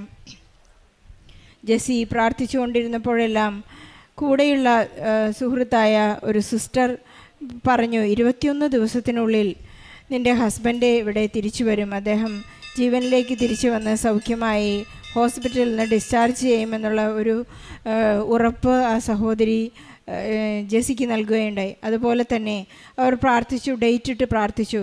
എൻ്റെ ജീവിത പങ്കാളി, മക്കളും കൂടി പ്രാർത്ഥിച്ചു ജീവിത പങ്കാളി ജീവനിലേക്ക് തിരിച്ചു വരണമെന്ന്. നമുക്കറിയാവുന്നതുപോലെ ഉടമ്പടി ഒരു ഉടൻ പരിഹാരത്തിൻ്റെ പ്രാർത്ഥനയാണ്. അത് നമ്മൾ ചൊല്ലിക്കൊണ്ടിരിക്കുമ്പോൾ മാത്രമല്ല, നാം എപ്പോഴും പ്രവർത്തിച്ചു കൊണ്ടിരിക്കുന്ന പ്രാർത്ഥനയാണ്. നാം ഉപവാസത്തിലൂടെയും അനുതാപത്തിലൂടെയും വിശ്വാസ കൈമാറ്റം നടത്തുന്നതിലൂടെയും കാരുണ്യപ്രവൃത്തികളിലൂടെയും ഈശോയെ സ്നേഹിക്കുന്നു എന്ന് ഈശോയ്ക്ക് തന്നെ ഒരു ഉറപ്പു നൽകുന്ന ഒരു പ്രാർത്ഥനാ രീതിയാണ് ഉടമ്പടി. ജെസ്സി വളരെ ആത്മാർത്ഥമായി എല്ലാ അപകടസ്ഥിതിയിലുള്ളവരെയും സമർപ്പിച്ച് പ്രാർത്ഥിച്ചപ്പോൾ തൻ്റെ ഹസ്ബൻഡിനും അതുപോലെ തന്നെ ഒരുപാട് പേർക്കും സൗഖ്യവും സമാധാനവും ഉണ്ടായതായി സാക്ഷ്യപ്പെടുത്തുകയാണ്. നമ്മുടെ എല്ലാവരുടെയും സങ്കടങ്ങളെ നാം ഉണർത്തിക്കുമ്പോൾ പരിശുദ്ധ അമ്മയോട് നാം മാധ്യസ്ഥം അപേക്ഷിക്കാനായി ലോകം മുഴുവനിലും എന്നെപ്പോലെ കഷ്ടപ്പെടുന്ന, സങ്കടപ്പെടുന്ന, ആകുലതകളിലും പ്രതിസന്ധികളിലും കടന്നു പോകുന്ന എല്ലാവരെയും നമുക്ക് സമർപ്പിച്ച് പ്രാർത്ഥിക്കാം. ജെസ്സിക്കും ബിജേഷിന് ലഭിച്ച എല്ലാ അനുഗ്രഹങ്ങൾക്കും സൗഖ്യത്തിനും, കാരണം സൗഖ്യമെന്ന് പറയുന്നത് മരുന്നോ ലേപനമോ കൊണ്ടല്ല, അവിടുത്തെ വചനം കൊണ്ട് തന്നെയാണ് എന്ന് ബിജേഷ് ഇയാൾ താരയിൽ നിൽക്കുന്നതെന്ന് പൂർണ്ണമായും നമുക്ക് വിശ്വസിക്കാം. ഈശോയ്ക്ക് കോടാനുകോടി നന്ദി. എൻ്റെ പേര് അഞ്ജു, ഇതെൻ്റെ ഹസ്ബൻഡ് ജിതിൻ, ഇത് ഞങ്ങളുടെ കുഞ്ഞ് നെസ. ഞാൻ 2019 ആദ്യമായിട്ട് ഉടമ്പടി എടുക്കുന്നത്. അന്ന് എൻ്റെ ആദ്യത്തെ നിയോഗം ഞങ്ങൾക്കൊരു കുഞ്ഞുങ്ങൾ വേണമെന്നുള്ളതായിരുന്നു. ഇപ്പോൾ 9 വർഷത്തോളമായി ഞങ്ങളുടെ കല്യാണം കഴിഞ്ഞിട്ട് ഞങ്ങൾക്ക് കുഞ്ഞുങ്ങളില്ലായിരുന്നു. 2019 തൊട്ട് ഉടമ്പടി തുടർന്നുകൊണ്ട് പൊയ്ക്കൊണ്ടിരിക്കുകയായിരുന്നു. അത് കണ്ടിന്യൂ ചെയ്യാൻ പറ്റിയില്ല. അത് കഴിഞ്ഞ് 2022 ഞാൻ പിന്നെ ഉടമ്പടി എടുത്തു. അപ്പോഴും ആദ്യത്തെ നിയോഗം വെച്ചിരുന്നത് കുഞ്ഞുങ്ങൾ വേണമെന്നുള്ളത് മാത്രമാണ്. വേറൊന്നും എനിക്ക് എഴുതാൻ പോലും പറ്റുന്നില്ലായിരുന്നു. ഉടമ്പടിയിൽ കണ്ടിന്യൂ ചെയ്തു. അത് പുതുക്കിയില്ല, പക്ഷെ ഞാൻ ഉടമ്പടിയിൽ തന്നെ കണ്ടിന്യൂ ചെയ്തുകൊണ്ടിരുന്നു. നേർച്ച വസ്തുക്കൾ ഉപയോഗിക്കുന്നുണ്ടായിരുന്നു. അങ്ങനെ 2024 ഞാൻ യാദൃച്ഛികമായിട്ട് പ്രഗ്നൻ്റ് ആണെന്ന് അറിയുവാണ്. ഞങ്ങൾ IVF IUI ചെയ്യില്ല എന്ന് തീരുമാനിച്ചിട്ടുണ്ടായിരുന്നു. പലയിടത്തും ട്രീറ്റ്മെൻറ്റിന് ചെന്നപ്പം IUI എന്ന് പറഞ്ഞു. ഞങ്ങൾ പറഞ്ഞു നോർമലി നോക്കാൻ പറ്റില്ലേന്ന് ചോദിച്ചപ്പോൾ അവർ പറഞ്ഞില്ല, എനിക്ക് PCOD ഇഷ്യൂസ് ഉണ്ട്, അപ്പോൾ അതുകൊണ്ട് നോർമലി പ്രഗ്നൻ്റ് ആവില്ല എന്ന് പറഞ്ഞായിരുന്നു. അങ്ങനെ 2024 ഞാൻ പ്രഗ്നൻ്റ് ആണെന്ന് അറിഞ്ഞു. ഞാൻ ഓഫീസിൽ ഡ്യൂട്ടിക്ക് പോകുന്നുണ്ടായിരുന്നു. 3ാമത്തെ ദിവസം ഞാൻ ഓഫീസിൽ പോയപ്പോൾ എൻ്റെ കയ്യിൽ കൃപാസനത്തിലെ തൈലം എൻ്റെ ബാഗിൽ ഞാൻ വെച്ചുകൊണ്ട് അന്ന് പോയത്. ഓഫീസിൽ ചെന്ന് കുറച്ച് കഴിഞ്ഞപ്പോൾ എനിക്കൊരു സ്പോട്ടിങ് പോലെ കണ്ടു. ഞാൻ ഹസ്ബൻഡിനെ വിളിച്ച് പറഞ്ഞു, ഇങ്ങനെ ഒരു സ്പോട്ടിങ് കാണുന്നുണ്ട്. അപ്പോൾ എല്ലാവരും പറഞ്ഞു ഉടനെ ഹോസ്പിറ്റലിൽ പൊക്കോ, നമുക്ക് അവിടെ എന്തോ ഒരു ഇഞ്ചക്ഷൻ എടുക്കും എന്ന് പറഞ്ഞു. ഞങ്ങൾ അടുത്തുള്ള ഒരു ഹോസ്പിറ്റലിൽ പോയി. പക്ഷേ അവർ പറഞ്ഞു ഇത് പ്രഗ്നൻ്റ് ആണോ എന്ന് പോലും അറിയില്ല, ജസ്റ്റ് സ്റ്റാർട്ടിങ് ആയിട്ടേ ഉള്ളൂ, നമുക്കൊന്നും ചെയ്യാൻ പറ്റത്തില്ല, നിങ്ങൾ വീട്ടിൽ പോയി റെസ്റ്റ് എടുത്തോളാൻ പറഞ്ഞു. പക്ഷേ നമുക്ക് ഭയങ്കര ടെൻഷനായിരുന്നു. ഇത്രയും നാൾക്ക് ശേഷം കിട്ടിയൊരു കുഞ്ഞാണ്, അതിനെ കളയാൻ പറ്റില്ല. അങ്ങനെ ഞങ്ങൾ വേറൊരു ഹോസ്പിറ്റലിൽ പോയി. ഒന്നും എടുത്തിട്ടില്ല, കയ്യിലൊരു ഡ്രസ്സ് പോലും ഇല്ലായിരുന്നു. ഈ ഓഫീസിൽ നിന്ന് ഇറങ്ങിയ ബാഗുമായിട്ടാണ് പോകുന്നത്. അവിടെ ചെന്ന് നോക്കിയപ്പോൾ ഷുഗർ കൂടുതലാണ്. സ്റ്റാർട്ടിങ്ങിൽ തന്നെ ഷുഗറുണ്ട്, സ്പോട്ടിങ്ങും ഉണ്ട്. ഉടനെ ഇഞ്ചക്ഷൻ എടുത്തു, അവിടെ അഡ്മിറ്റാക്കി. 2 ആഴ്ചയോളം ഹോസ്പിറ്റലിലായിരുന്നു. സ്പോട്ടിങ്ങിന് മാറ്റമൊന്നുമില്ല, ഇടയ്ക്കിടയ്ക്ക് സ്പോട്ടിങ് ഉണ്ടായിക്കൊണ്ടിരിക്കും. അപ്പോൾ എനിക്കത് കാണുമ്പോൾ ഭയങ്കര ടെൻഷനാണ്. ഈ തൈലം തേച്ച് പ്രാർത്ഥിക്കും, ഷുഗറും കുറയുന്നില്ല, ഷുഗർ ഹൈ ആയിക്കൊണ്ടിരിക്കുക. 2 ആഴ്ചയ്ക്ക് ശേഷം ഇൻസുലിൻ സ്റ്റാർട്ട് ചെയ്ത് ഡോക്ടർ വീട്ടിൽ വിട്ടു. ഡോക്ടർ പറഞ്ഞു 3 മാസത്തോളം സ്പോട്ടിങ് കാണും, ടെൻഷൻ ആവണ്ടെന്ന് പറഞ്ഞു. പക്ഷേ ഈ സ്പോട്ടിങ് കാണുമ്പോഴൊക്കെ ടെൻഷനാണ്. എല്ലാ ദിവസവും ഡെയിലി ബ്രെഡ് കൂടുന്നുണ്ട്, അച്ഛൻ്റെ ധ്യാനം കൂടുന്നുണ്ട്. ഞാൻ ജോലി റിസൈൻ ചെയ്തു ആ ടൈമിൽ, കാരണം ട്രാവലിംഗ് പറ്റില്ല എന്ന് പറഞ്ഞുകൊണ്ട്. കണ്ടിന്യൂസ് സാക്ഷ്യം കേട്ടോണ്ടിരിക്കും. പക്ഷേ എന്നിട്ടും ഈ സ്പോട്ടിങ്ങിന് മാറ്റമൊന്നുമില്ല. ഇടയ്ക്കിടയ്ക്ക്, കണ്ടിന്യൂസ് അല്ല, ഇടയ്ക്കിടയ്ക്ക് സ്പോട്ടിങ് ഉണ്ടാവും. അപ്പോൾ അത് കാണുമ്പം ഒരു വെപ്രാളം പോലെ തോന്നും. 3 മാസം കഴിഞ്ഞു, സ്കാൻ ചെയ്തു, കുഴപ്പമൊന്നുമില്ല, കുഞ്ഞിന് കുഴപ്പമൊന്നുമില്ല, കുഞ്ഞ് ഹെൽത്തിയാണ്. പക്ഷേ ഈ സ്പോട്ടിങ്ങിന് മാറ്റമൊന്നുമില്ല. 4-ാം മാസമായി സ്പോട്ടിംഗ് ഉണ്ട്. എന്നിട്ടും എന്താ സ്റ്റോപ്പ് ആവാതെ? ഞാൻ മാതാവിനോട് ചോദിച്ചു, മാതാവ് ഇതെന്താ മാറാത്തെ? 4-ാം മാസം കഴിഞ്ഞ് കഴിഞ്ഞപ്പോൾ ഒരു ദിവസം സ്പോട്ടിങ് വന്നപ്പം ഞാൻ തൈലം എടുത്ത് ബാത്റൂമിൽ പോയി അവിടെ തേച്ചിട്ട് ഞാൻ പറഞ്ഞു, മാതാവ് ഇനി ഈ സ്പോട്ടിങ് ഉണ്ടാവാൻ പാടില്ല. പിന്നെ ലാസ്റ്റ് വരെ എനിക്കൊരു സ്പോട്ടിങ് ഒന്നും ഉണ്ടായിട്ടില്ല. അതിനുശേഷം ഈ സാക്ഷ്യം കേൾക്കുമ്പം എല്ലാവരും തേനും ഉപ്പ് ഉപയോഗിക്കുന്നെന്ന് പറയും. അപ്പോൾ എൻ്റെ കയ്യിലുണ്ടായിരുന്ന തേൻ തീർന്നായിരുന്നു. അപ്പം ഞാൻ ഓർത്തു, മാതാവേ എനിക്കിത് എങ്ങനെ കിട്ടുക? ഒരു തേൻ കിട്ടിയെന്നാൽ കൊള്ളായിരുന്നു എന്ന് പറഞ്ഞ് ഞാൻ പ്രാർത്ഥിച്ചു. പക്ഷേ എൻ്റെ കയ്യിലില്ല. അപ്പം ഹസ്ബൻഡും ജോലിക്ക് പോകും, വേറെ ആരും, ഞങ്ങൾ രണ്ടുപേരും മാത്രമേ ഉള്ളൂ വീട്ടിൽ. അപ്പം വേറെ ആരും അത് കൊണ്ട് തരാനായിട്ടുമില്ല. ഞാൻ ആരോട് ചോദിക്കും? അപ്പം ഞാൻ ആരെ കോണ്ടാക്ട് ചെയ്യും എന്നുള്ള രീതിയിരുന്നു. അപ്പം ഞാൻ ഓർത്തു, എന്താണേലും ഉപ്പ് എൻ്റെ കയ്യിലുണ്ട്, ഞാൻ അതെടുത്ത് വെച്ച് പ്രാർത്ഥിക്കാം, അതാവട്ടെ മാതാവിന് മനസ്സിലാവുമല്ലോ എന്ന്. പക്ഷെ ഞാൻ ആ ഉപ്പ് എടുക്കാൻ അവിടെ ചെന്നപ്പം അവിടെ ആ അറ്റത്തായിട്ട് ഒരു കുപ്പി തേൻ, അത് എൻ്റെ കയ്യിലുണ്ടായിരുന്ന ഒരു ചെറിയ കുപ്പിയാണ്, അതെനിക്ക് ഉറപ്പാണ് അത് തീർന്നതാണ്. അപ്പം ഞാൻ ഞെട്ടിപ്പോയി. പുതിയതായിട്ടൊരു കുപ്പി തേൻ അവിടെ വലുതായിട്ടിരിക്കുന്നു. അതിൻ്റെ ഫോട്ടോയാണിത്. വീടിനടുത്ത് ഞങ്ങൾ വാടകയ്ക്കാണ് താമസിക്കുന്നത്. അവിടെ ആരും ക്രിസ്ത്യൻസ് ഇല്ല, ഇവിടെ പോകുന്നവരാരുമില്ല. ഞങ്ങൾ പെരുമ്പാവൂരാണ്, അത് കൂടുതലും മുസ്ലിം ഏരിയ ആണ്. അവിടെ ആരുമില്ല, ഇവിടെ പോകുന്നവർ ഞങ്ങളുടെ അടുത്തോ ഒന്നുമില്ല. ഞങ്ങളവിടെ പള്ളിയിൽ പോകുന്നുണ്ടെങ്കിൽ അവിടെ പോലും ഞങ്ങൾക്ക് ആരും കോണ്ടാക്ട് ചെയ്യാനായിട്ട് ആരെയും അറിയില്ല. പള്ളിയിൽ പോകുന്നു വരുന്നല്ല ഞങ്ങളുടെ ഇടവക അല്ലാത്തതുകൊണ്ട് നമുക്കങ്ങനെ വലിയ പരിചയക്കാർ അവിടെ ഇല്ല. അപ്പോഴാണ് ഇത് കിട്ടിയത്. എനിക്ക് ഭയങ്കര സന്തോഷമായി. അടുത്തുള്ളൊരു ചേച്ചിയെ വിളിച്ച് ഞാൻ കാണിച്ചു, ചേച്ചി ഇത് പുതിയതല്ലേ നോക്കിക്കേ. ആ ചേച്ചി പറഞ്ഞു, അതെ ഇത് പുതിയതാണെന്ന് പറഞ്ഞു. അതുവഴി ഞാൻ ഹസ്ബൻഡിനെ വിളിച്ചു. ഹസ്ബൻഡിനോട് ചോദിച്ചു, ഇതിവിടെ ഉണ്ടായിരുന്നു? ചേട്ടൻ ഇല്ല, കണ്ടിട്ടില്ല എന്ന് പറഞ്ഞു. അത് ഭയങ്കര അത്ഭുതമായിരുന്നു. അതിനകത്ത് കൃപാസനത്തിൻ്റെ ലേബൽ ഒട്ടിച്ച തേനാണ് കിട്ടിയത്. അതിനുശേഷം വേറെ കോംപ്ലിക്കേഷൻസ് ഒന്നും ഇല്ല. ഞാൻ ഹോസ്പിറ്റലിൽ പോകുമ്പോഴും സ്കാനിങ്ങിന് പോകുമ്പോഴും ഉപ്പിട്ട് പ്രാർത്ഥിക്കും, വയറിൽ തൈലം തേക്കും, തേൻ കഴിക്കും, അങ്ങനെ പൊയ്ക്കൊണ്ടിരുന്നു. ലാസ്റ്റ് വരെ വേറെ പ്രശ്നങ്ങളൊന്നും ഇല്ല, നോർമലി പൊയ്ക്കൊണ്ടിരിക്കുകയാണ്. ചില സമയത്ത് രാത്രിയിൽ എനിക്ക് കുഞ്ഞിൻ്റെ അനക്കം കിട്ടാറില്ല. പക്ഷേ എന്നും രാവിലെ 5:30 ഡെയിലി ബ്രെഡ് കേൾക്കുമ്പം കുഞ്ഞനങ്ങും. അങ്ങനെ ഒരു ഇതായിരുന്നു. കാരണം എല്ലാവരും വരെ രാത്രിയില്ല കുഞ്ഞനങ്ങുന്നതെന്ന്. പക്ഷേ എനിക്കത് അങ്ങനെ ഫീൽ ചെയ്യത്തില്ല. രാത്രി ഇവൾ ഭയങ്കര സൈലൻ്റ് ആയിരുന്നു. പക്ഷേ ഡെയിലി ബ്രെഡ് 5:30 ആകുമ്പം കേൾക്കുമ്പോൾ അവളുടെ അനക്കം ഉണ്ടാവും. അതിനുശേഷം ലാസ്റ്റ് ആയപ്പോഴത്തേക്കും ഞാൻ ഒരു ദിവസം ഒരു സ്വപ്നം കാണുകയാണ്. ഞാൻ ജോസഫ് അച്ഛൻ്റെ ബ്ലെസ്സിങ് മേടിക്കാൻ നിൽക്കുക. പക്ഷെ അച്ഛൻ എൻ്റെ അടുത്ത് വന്നിട്ട് പറയുവാണ്, ഇതിങ്ങനെ ബ്ലെസ് ചെയ്യാൻ പറ്റില്ല, ഇത് ഭയങ്കര കോംപ്ലിക്കേറ്റഡ് കേസാണ്, ഇതൊരിക്കലും നോർമൽ ഡെലിവറി നടക്കില്ല എന്ന്. ഞാൻ ഉറക്കത്തിൽ നിന്ന് എഴുന്നേറ്റ് ഞാൻ ഇതെന്താ അച്ഛൻ ഇങ്ങനെ പറയുന്നേ, പ്രശ്നമൊന്നും ഉണ്ടാകത്തില്ലായിരിക്കും, മാതാവുണ്ടല്ലോ എന്ന് ചിന്തിച്ചു. ഞാനത് ആരോടും പറഞ്ഞില്ല. എന്തോ ഞാനത് മറന്നുപോയതാണെന്നൊന്നും ഞാൻ ഹസ്ബൻഡിനോട് അത് ഷെയർ ചെയ്തില്ല. പക്ഷേ ജൂൺ 11-ാം തീയതി ഞാൻ ഹോസ്പിറ്റലിൽ അഡ്മിറ്റ് ആവുന്നു. എനിക്ക് ഷുഗർ ഉണ്ട്. അപ്പം നേരത്തെ ഡെലിവറി പറഞ്ഞിട്ടുണ്ടായിരുന്നു. ഡോക്ടർ ഉറപ്പിച്ച് പറഞ്ഞാണ് നോർമൽ ഡെലിവറി നടക്കും, ഒരു കോംപ്ലിക്കേഷൻസും ഇല്ല എന്ന്. പക്ഷേ അവർ നോർമൽ ഡെലിവറിക്ക് വേണ്ടി കാര്യങ്ങൾ ചെയ്തു. 11-ാം തീയതി ലേബർ റൂമിൽ കിടന്നു, 12-ാം തീയതി കിടന്നു. യാതൊരുവിധ ഇതും ഉണ്ടാകുന്നില്ല, പ്രൊസീഡിങ് ഉണ്ടാകുന്നില്ല. ഒരു 2 സെൻറ്റിമീറ്റർ ഡൈലേഷൻ വന്നു, അത് അവിടെ കൊണ്ട് സ്റ്റോപ്പ് ആയേക്കുവാണ്. 13-ാം തീയതി അവർ വാട്ടർ ബ്രേക്ക് ചെയ്തു രാവിലെ. അത് കഴിഞ്ഞ് കുറച്ച് കഴിഞ്ഞപ്പോൾ കുഞ്ഞിൻ്റെ ഹാർട്ട് ബീറ്റിന് പ്രശ്നം ഉണ്ടാവുകയാണ്. ഉടനെ തന്നെ അവർ എമർജൻസി ആയിട്ട് C-സെക്ഷൻ ചെയ്യുവാണ്. അത് അപ്പോഴും ഞാൻ ഈ ഒരു സ്വപ്നത്തെപ്പറ്റി ഒന്നും ഞാൻ ചിന്തിച്ചില്ല. ഞാൻ ഭയങ്കരമായിട്ട് അങ്ങ് ഡൗൺ ആയിപ്പോയി. എനിക്ക് അതിനുശേഷം ഭയങ്കര പ്രശ്നമായിരുന്നു. എനിക്ക് കട്ടിലിൽ നിന്ന് തന്നെ എഴുന്നേക്കാൻ പറ്റുന്നില്ല, എനിക്ക് കിടക്കുമ്പം തലവേദന, അങ്ങനെ ഒരുപാട് കോംപ്ലിക്കേഷൻസ് ആ സമയത്തുണ്ടായി. അതിനുശേഷം ഒരു 9 ദിവസത്തോളം എനിക്ക് ഹോസ്പിറ്റലിൽ തന്നെ കിടക്കേണ്ടി വന്നു ഈ സിസേറിയൻ കഴിഞ്ഞിട്ട്. അത് കഴിഞ്ഞ് വീട്ടിൽ വന്നതിന് ശേഷം ഞാൻ കുഞ്ഞിനെ കൊണ്ട് ഇരുന്നപ്പോൾ ഒരു സാക്ഷ്യം കേൾക്കുമ്പോൾ ആണ് ആ പറയുന്ന ആ ചേച്ചിക്ക് ഇങ്ങനെ ഒരു സ്വപ്നം കണ്ടതും അത് കണക്ക് സംഭവിച്ചു. അപ്പോഴാണ് ഞാൻ പറയുന്നത്, ചേട്ടാ ഇങ്ങനൊരു സംഭവം ഉണ്ടായിരുന്നു, ഞാനൊരു സ്വപ്നം കണ്ടായിരുന്നു എന്ന് പറയുന്നത്. അങ്ങനെ ഞങ്ങൾക്ക് 9 വർഷത്തിന് ശേഷം കിട്ടിയ ഞങ്ങളുടെ കുഞ്ഞാണിത്. നെസ മരിയ ജോസഫ്, മാതാവിൻ്റെ പേര് ചേർത്താണ് ഞങ്ങൾ ഇട്ടേക്കുന്നത്. അതുപോലെ ഹസ്ബൻഡിന് ജോലിയുടെ കാര്യം വെച്ച് പറഞ്ഞിട്ടുണ്ടായിരുന്നു, അത് ഹസ്ബൻഡ് പറയും. മാതാവിന് ഈശോയ്ക്ക് ഒരായിരം നന്ദി. ഞാൻ ഉടമ്പടിയിലായിരുന്നു. ആ സമയത്ത് വൈഫ് പ്രഗ്നൻ്റ് ആയിരുന്നു. ഒരു 7-ാം മാസത്തോളം ആയപ്പോഴത്തേക്ക് എൻ്റെ ജോലി നഷ്ടമായിരുന്നു. അപ്പം ഞങ്ങൾ അപ്പോഴെ സങ്കടപ്പെട്ടായിരുന്നു. ആ സമയത്ത് ജോലിയില്ല, വേറെ സാമ്പത്തികമായിട്ട് പ്രശ്നം. അപ്പം ഇതെന്താണ് ഇങ്ങനെ വന്നേ എന്നുള്ളൊരു ചിന്തയുണ്ടായിരുന്നു. പക്ഷേ അതെല്ലാം കഴിഞ്ഞാണ് ഞങ്ങൾക്ക് മനസ്സിലായത്. കാര്യം ആ സമയത്തൊക്കെ ദൈവം നല്ല രീതിയിൽ ഞങ്ങളെ നല്ല രീതിയിൽ കാത്തുകൊണ്ടിരിക്കുകയായിരുന്നു. കാര്യം അപ്പം എൻ്റെ സപ്പോർട്ട് വളരെയധികം അത്യാവശ്യമായിരുന്നു. വൈഫ് ഞങ്ങൾ 2 പേർക്ക് മാത്രമേ ഉള്ളായിരുന്നു ആ സമയത്ത്. ഈ ഡെലിവറി പ്രൊസീജിയറും ഈ പറഞ്ഞ ഈ കോംപ്ലിക്കേഷൻ്റെ ടൈമിലും എല്ലാം ഈ പറഞ്ഞ ഡെലിവറി കഴിഞ്ഞിട്ടും പ്രശ്നങ്ങളുണ്ടായിരുന്നു. അതായത് വൈഫിൻ്റെ സ്റ്റിച്ചിൻ്റെ അവിടെ നിന്ന് ചെറിയ വെള്ളം കണക്കെന്തോ വരുന്നുണ്ടായിരുന്നു. അപ്പോൾ അത് കഴിഞ്ഞ് ഞങ്ങളത് കാണിക്കാൻ പോയി. അപ്പോൾ ആ സ്റ്റിച്ച് അഴിച്ചിടേണ്ടതായിട്ട് വന്നു. അപ്പോൾ ഏകദേശം അഴിച്ചിടുക വെച്ച് കഴിഞ്ഞാൽ ഒരു ചെറിയൊരു ഏരിയ, ഒരു പറഞ്ഞു തന്നാൽ ഒരു 5 സെൻറ്റിമീറ്റർ നീളവും ഒരു 4 സെൻറ്റിമീറ്റർ അകത്തോട്ട് ഡീപ്പും ഉണ്ടായിരുന്നു ആ ഒരു വൂണ്ടിന്.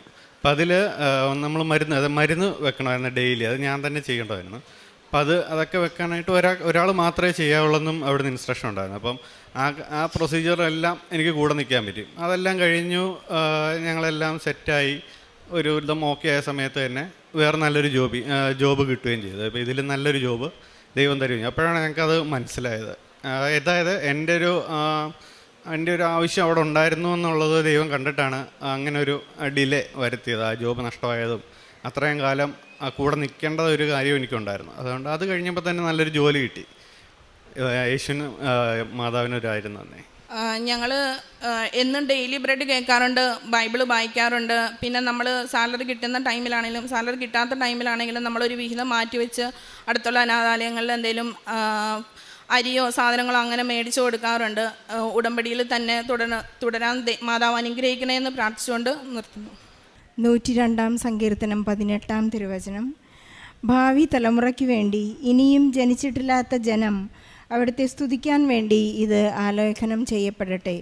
അഞ്ജു ജിതിൻ എന്ന ഇവരുടെ കുടുംബത്തിൻ്റെ 9 വർഷത്തിന് ശേഷം, വിവാഹം കഴിഞ്ഞ് 9 വർഷത്തിന് ശേഷം കുഞ്ഞുണ്ടായതും അവരുടെ എല്ലാ പ്രതിസന്ധികളിലും പരിശുദ്ധ അമ്മ ഇവർക്ക് വേണ്ടി മാധ്യസ്ഥം വഹിച്ചതിൻ്റെ ഒരു വലിയ ശക്തമായ സാക്ഷ്യമാണ് ഇവരിവിടെ ഏറ്റുപറഞ്ഞത്. നമുക്കറിയാവുന്നതുപോലെ വിവാഹ ജീവിതത്തിലുണ്ടാകുന്ന ഒരു വലിയ ഒറ്റപ്പെടലിൻ്റെയും കുത്തുവാക്കുകളുടെയും എല്ലാം ഒരു വലിയ കാലഘട്ടം ഇവർ കടന്നു പോകാൻ ദൈവം അവരെ അനുവദിച്ചു. PCOD കാരണം, അവരുടെ അസ്വസ്ഥത കാരണം അവർക്ക് ആർട്ടിഫിഷ്യലായി മറ്റൊരു ട്രീറ്റ്മെൻറ്റ് ചെയ്യാനും സാധിക്കുകയില്ല. അവിടെയാണ് ദൈവത്തിൻ്റെ ഒരു പ്രത്യേക കരം ഇവർക്ക് തുണയായി വന്നത്. ഉടമ്പടിയിലൂടെ ഇവർ ഉടമ്പടിയെടുത്ത് 2 വർഷക്കാലം അവർ വളരെ കൃത്യമായി പ്രാർത്ഥിക്കുകയും ശരണപ്പെട്ടുകൊണ്ട് തന്നെ പരിശുദ്ധ അമ്മയോട് മധ്യസ്ഥ അപേക്ഷിച്ച് ഈശോ നൽകിയ ഒരു കുഞ്ഞാണ്. പരിശുദ്ധ അമ്മയുടെ പേര് തന്നെയാണ് ഈ കുഞ്ഞിന് ലഭിച്ചിരിക്കുന്നത്. ഓരോ പ്രാവശ്യവും ഈ 4-ാം മാസം വരെ ഈ മകൾക്ക് അഞ്ജുവിന് സ്പോട്ടിങ് കണ്ടപ്പോഴുണ്ടായിരുന്ന ഒരാശങ്കകളെല്ലാം പരിശുദ്ധ അമ്മയോട് കൃത്യമായി പറഞ്ഞ് തൈലം പൂശി പ്രാർത്ഥിച്ചു, ഇനി എനിക്കിത് കാണാൻ അനുവദിക്കരുത്. അമ്മ നമ്മുടെ പ്രാർത്ഥന കേൾക്കുന്നു എന്നുള്ളതിൻ്റെ വലിയൊരു അഫർമേഷൻ നൽകുന്നതാണ് അഞ്ജു ഇവിടെ പറഞ്ഞത്. അതിനുശേഷം എനിക്ക് അങ്ങനെ ഒരു സ്പോട്ടിങ് ഉണ്ടായിട്ടില്ല. പരിശുദ്ധ അമ്മ നമ്മോട് കൂടെ സഞ്ചരിക്കുന്നു, ഇത് സഞ്ചാരി മാതാവാണ് എന്നുള്ളതിൻ്റെ ഒരു വലിയ അഫർമേഷൻ, ഒരു ഉറപ്പ് അഞ്ജു പറയുന്നതാണ്. പിന്നീട് ഒരിക്കലും എനിക്ക് അങ്ങനെ ഒരു അസ്വസ്ഥത ഉണ്ടായിട്ടില്ല. ബഹുമാനപ്പെട്ട ജോസഫ് അച്ഛനെ സ്വപ്നം കണ്ടപ്പോഴായാലും ആ സ്വപ്നത്തിലൂടെ ബഹുമാനപ്പെട്ട ജോസഫ് അച്ഛൻ പറയുന്നുണ്ട്, നിൻ്റെ ഈ ഡെലിവറി ഒരു കോംപ്ലിക്കേഷൻ ആയിരിക്കും.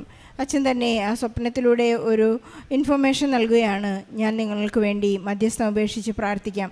അച്ഛൻ്റെ പ്രാർത്ഥനയുടെ ഒരു വലിയ വില നമുക്കെല്ലാവർക്കും അറിയാവുന്നതാണ്. ത്യാഗത്തിൻ്റേതായ ദിവ്യബലിയുടെ 40 വർഷത്തെ ദിവ്യബലിയുടെ ഒരു വലിയ ആസ്തി അച്ഛനുള്ളതുകൊണ്ട് സ്വപ്നത്തിൽ പോലും നമുക്ക് ആ ആസ്തിയുടെ ഒരു പങ്ക് ലഭിക്കുന്നതായിട്ട് നാം കാണുകയാണ്. അതുപോലെ തന്നെ ഈ മകൾക്ക് ഡെലിവറി സമയം അടുത്തുകൊണ്ടിരുന്നപ്പോൾ എന്നും കൃപാസനം തേൻ മക്കൾ 2 പേരും സേവിച്ചുകൊണ്ട് പ്രാർത്ഥിക്കുമായിരുന്നു. ആ തേൻ തീർന്നുപോയി, ആ കുപ്പി കാലിയായി അവിടെ വെച്ചു.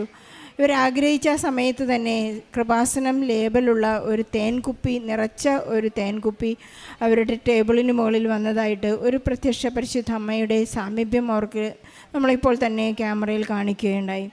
ഇതുപോലെ ഒരുപാട് സാക്ഷ്യങ്ങൾ ഇവിടെ ഉണ്ടായിട്ടുണ്ട്. ഒരു തവണ ടെക്സസിൽ നിന്ന് അമേരിക്കയിലെ ഒരു ടെസ് എന്ന സഹോദരി ഇവിടെ വന്ന് അവരുടെ തൈലം കൃത്യം പച്ച കളറായ, നമുക്ക് ഈ ഒലീവ് ഓയിൽ അത് അച്ഛൻ ബഹുമാനപ്പെട്ട ജോസഫ് അച്ഛൻ ആശീർവദിച്ച് തരുമ്പോൾ അതൊരു മഞ്ഞ കളറാണ്. പക്ഷേ ഈ സഹോദരി അത് അമേരിക്കയിലേക്ക് കൊണ്ടുപോയി അവിടെ നിന്ന് ഇവിടേക്ക് സാക്ഷ്യം പറയാനായി വന്നപ്പോൾ അത് കാണിച്ച ഒരു ദൃശ്യം ഞാൻ ഓർക്കുന്നുണ്ട്. അതൊരു കൃത്യം പച്ച കളറായ ഒരു തൈലമായിട്ട് രൂപാന്തരപ്പെട്ടത്. പരിശുദ്ധ അമ്മ പലതരത്തിലാണ് നമുക്ക് സാമീപ്യം നൽകി അനുഗ്രഹിക്കുന്നത്. ഞാൻ നിന്നോട് കൂടെയുണ്ട്, ഞാൻ എപ്പോഴും നിനക്ക് വേണ്ടി ഈശോയുടെ മധ്യസ്ഥം അപേക്ഷിക്കുമെന്നുള്ള ഉടമ്പടി ജീവിതം നമ്മെ എപ്പോഴും ക്രമീകരിക്കുന്നതായിട്ട് നമുക്ക് കാണാൻ സാധിക്കും.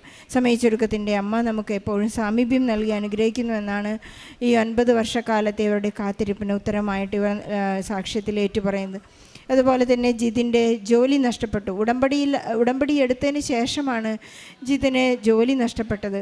പക്ഷേ അത് തൻ്റെ ജീവിത പങ്കാളിക്ക് ഒരു സപ്പോർട്ട് നൽകാൻ വേണ്ടി ദൈവം അനുവദിച്ച ഒരു സമയമാണ്.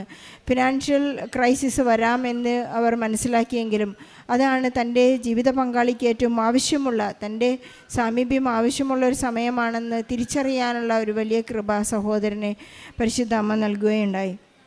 നാം ഉടമ്പടി എടുക്കുമ്പോൾ നമ്മുടെ ജീവിതത്തെ ക്രമീകരിക്കുന്നതിന് നമ്മളല്ല, ഇതൊരു ജീവിത ക്രമീകരണമാണ്, ജീവിത രീതിയാണെന്ന് നാം പഠിച്ചെടുക്കുകയും വായിച്ചെടുക്കുകയും ജീവിതത്തിലൂടെ അനുഭവിക്കുകയും ചെയ്യുന്നത് ഓരോ മക്കളും ഇവിടെ ഒന്ന് ഏറ്റു പറയുന്നുണ്ട്. ഇവരുടെ കാരുണ്യപ്രവൃത്തികൾ അതുപോലെ തന്നെയാണ്. സാലറി കിട്ടിയാലും ഇല്ലെങ്കിലും, സാലറി ഉണ്ടെങ്കിലും ഇല്ലെങ്കിലും കൃത്യമായി ഈശോയ്ക്ക് കൊടുക്കാനുള്ള ദശാംശം പാവപ്പെട്ടവരായ മക്കൾക്ക് ഇവർ എത്തിച്ചു കൊടുക്കുന്നു. അതുപോലെ തന്നെ ഈശോയെക്കുറിച്ച് പങ്കുവയ്ക്കുവാനും ഉള്ള ഒരു സാധ്യതകളെല്ലാം ഇവർ കാണുകയും അത് കൃത്യമായി ചെയ്യുകയും ചെയ്യും. ഉടമ്പടി അതാണ്. നാം എത്രമാത്രം ഈശോയിലേക്ക് അടുക്കുന്നു അത്രമാത്രം ഈശോയെ കൊടുക്കുക എന്നുള്ള വിശ്വാസ പ്രഖ്യാപനവും വിശ്വാസ ജീവിതവുമാണ് നാം ഉടമ്പടിയിലൂടെ കൈമാറ്റം ചെയ്യുന്നത്. ജിത്തിനും അഞ്ജുവിനും അവരുടെ കുഞ്ഞിന് ലഭിച്ച എല്ലാ അനുഗ്രഹങ്ങൾക്കും നന്ദി പറയുന്നതോടൊപ്പം കുഞ്ഞുങ്ങളില്ലാത്ത വിഷമിക്കുന്ന സങ്കടപ്പെടുന്ന എല്ലാവരുടെയും, ജോലിയില്ലാതെ വിഷമിക്കുന്നവരുടെയും ജീവിത പ്രശ്നങ്ങളെല്ലാം നമുക്ക് ഈ സാക്ഷ്യത്തോട് ചേർത്ത് വെച്ച് സ്തുതിയായിരിക്കട്ടെ. പരിശുദ്ധ അമ്മ ജീവനോടെ പ്രത്യക്ഷപ്പെട്ട ഈ ആൾത്താരയിൽ അമ്മയുടെ പ്രത്യക്ഷീകരണത്തിൻ്റെ സാക്ഷികളാക്കി എന്നെയും എൻ്റെ കുടുംബത്തെയും ഉയർത്തിയതിന് പരിശുദ്ധ അമ്മയ്ക്കും അമ്മയുടെ തിരുക്കുമാരനും 1000 നന്ദി പറയുന്നു. എൻ്റെ പേര് ബിൽമോൾ ബിനു. പാലാ രൂപത പൂഞ്ഞാർ ഫൊറോന മണിയങ്കുന്ന് ഇടവകയിൽ നിന്നും വരുന്നു. ഇതെൻ്റെ ജീവിത പങ്കാളി ബിനു മാത്യു. ദൈവം ദാനമായി തന്ന 2 മക്കൾ ദിയ മരിയ ബിനു, ഡേവിസ് മാത്യു ബിനു. ഞാൻ ആദ്യമായി കൃപാസനത്തിൽ വന്ന് ഉടമ്പടി എടുത്തത് 2023 ഓഗസ്റ്റ് 8-നാണ്. അതിനു മുൻപ് 14 വർഷക്കാലം ഞങ്ങൾ സൗദി അറേബ്യയിലായിരുന്നു കുടുംബമായി. ഞങ്ങൾ 2 പേരും നേഴ്സുമാരാണ്. ഞങ്ങൾ യൂറോപ്പിന് പോകാമെന്നുള്ള ലക്ഷ്യത്തിൽ OET പാസ്സാകുവാൻ വേണ്ടിയാണ് ഉടമ്പടി എടുത്തത്. ഓഗസ്റ്റ് 8, 2023 ഉടമ്പടി എടുത്ത് പുറത്തേക്ക് ഇറങ്ങിയപ്പോൾ തന്നെ അമ്മ ഒരു അത്ഭുതകരമായ രോഗസൗഖ്യം നൽകി എന്നെ അനുഗ്രഹിച്ചു. എൻ്റെ തൊണ്ടയിൽ തൈറോയിഡിൻ്റെ ഭാഗമായി 2 സൈഡിലും ഓരോ മുഴകളുണ്ടായിരുന്നു. ലെഫ്റ്റ് സൈഡിലെ മുഴ ഉടമ്പടി എടുത്ത് പുറത്തേക്ക് ഇറങ്ങിയപ്പോൾ തന്നെ അപ്രത്യക്ഷമായി. പരിശുദ്ധ അമ്മ വഴി ഈശോ നൽകിയ രോഗസൗഖ്യത്തിന് ഞാൻ 1000 നന്ദി പറയുന്നു. അടുത്തതായി ഞങ്ങൾ ഉടമ്പടിയിൽ നിയോഗം വെച്ചിരുന്നത് ഹസ്ബൻഡിന് നാട്ടിൽ വണ്ടി ഓടിക്കാൻ സാധിക്കണം എന്നതായിരുന്നു.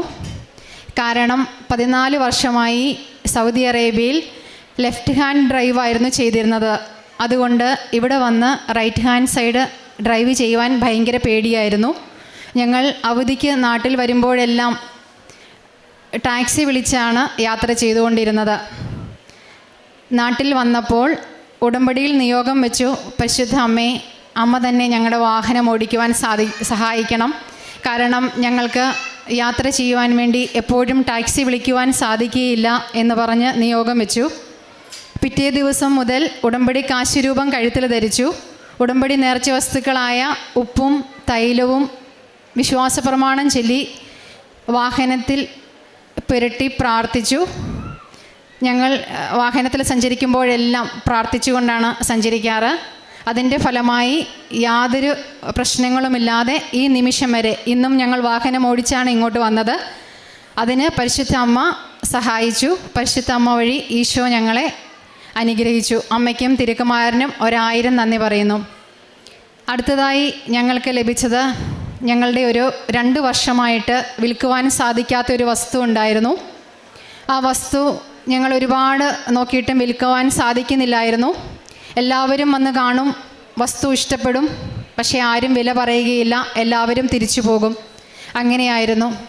ഞങ്ങൾ അമ്മയോട് നിരന്തരമായി പ്രാർത്ഥിച്ചു, അമ്മേ ഇതിൻ്റെ കാരണം ഞങ്ങൾക്ക് കാണിച്ചു തരണം, ഞങ്ങൾക്ക് അമ്മയല്ലാതെ വേറൊരു വഴിയില്ല എന്ന് പറഞ്ഞ് നിരന്തരമായി പ്രാർത്ഥിച്ചു. ഉടമ്പടി ഉപ്പും തൈലവും ഞങ്ങൾ ഉപയോഗിച്ചു.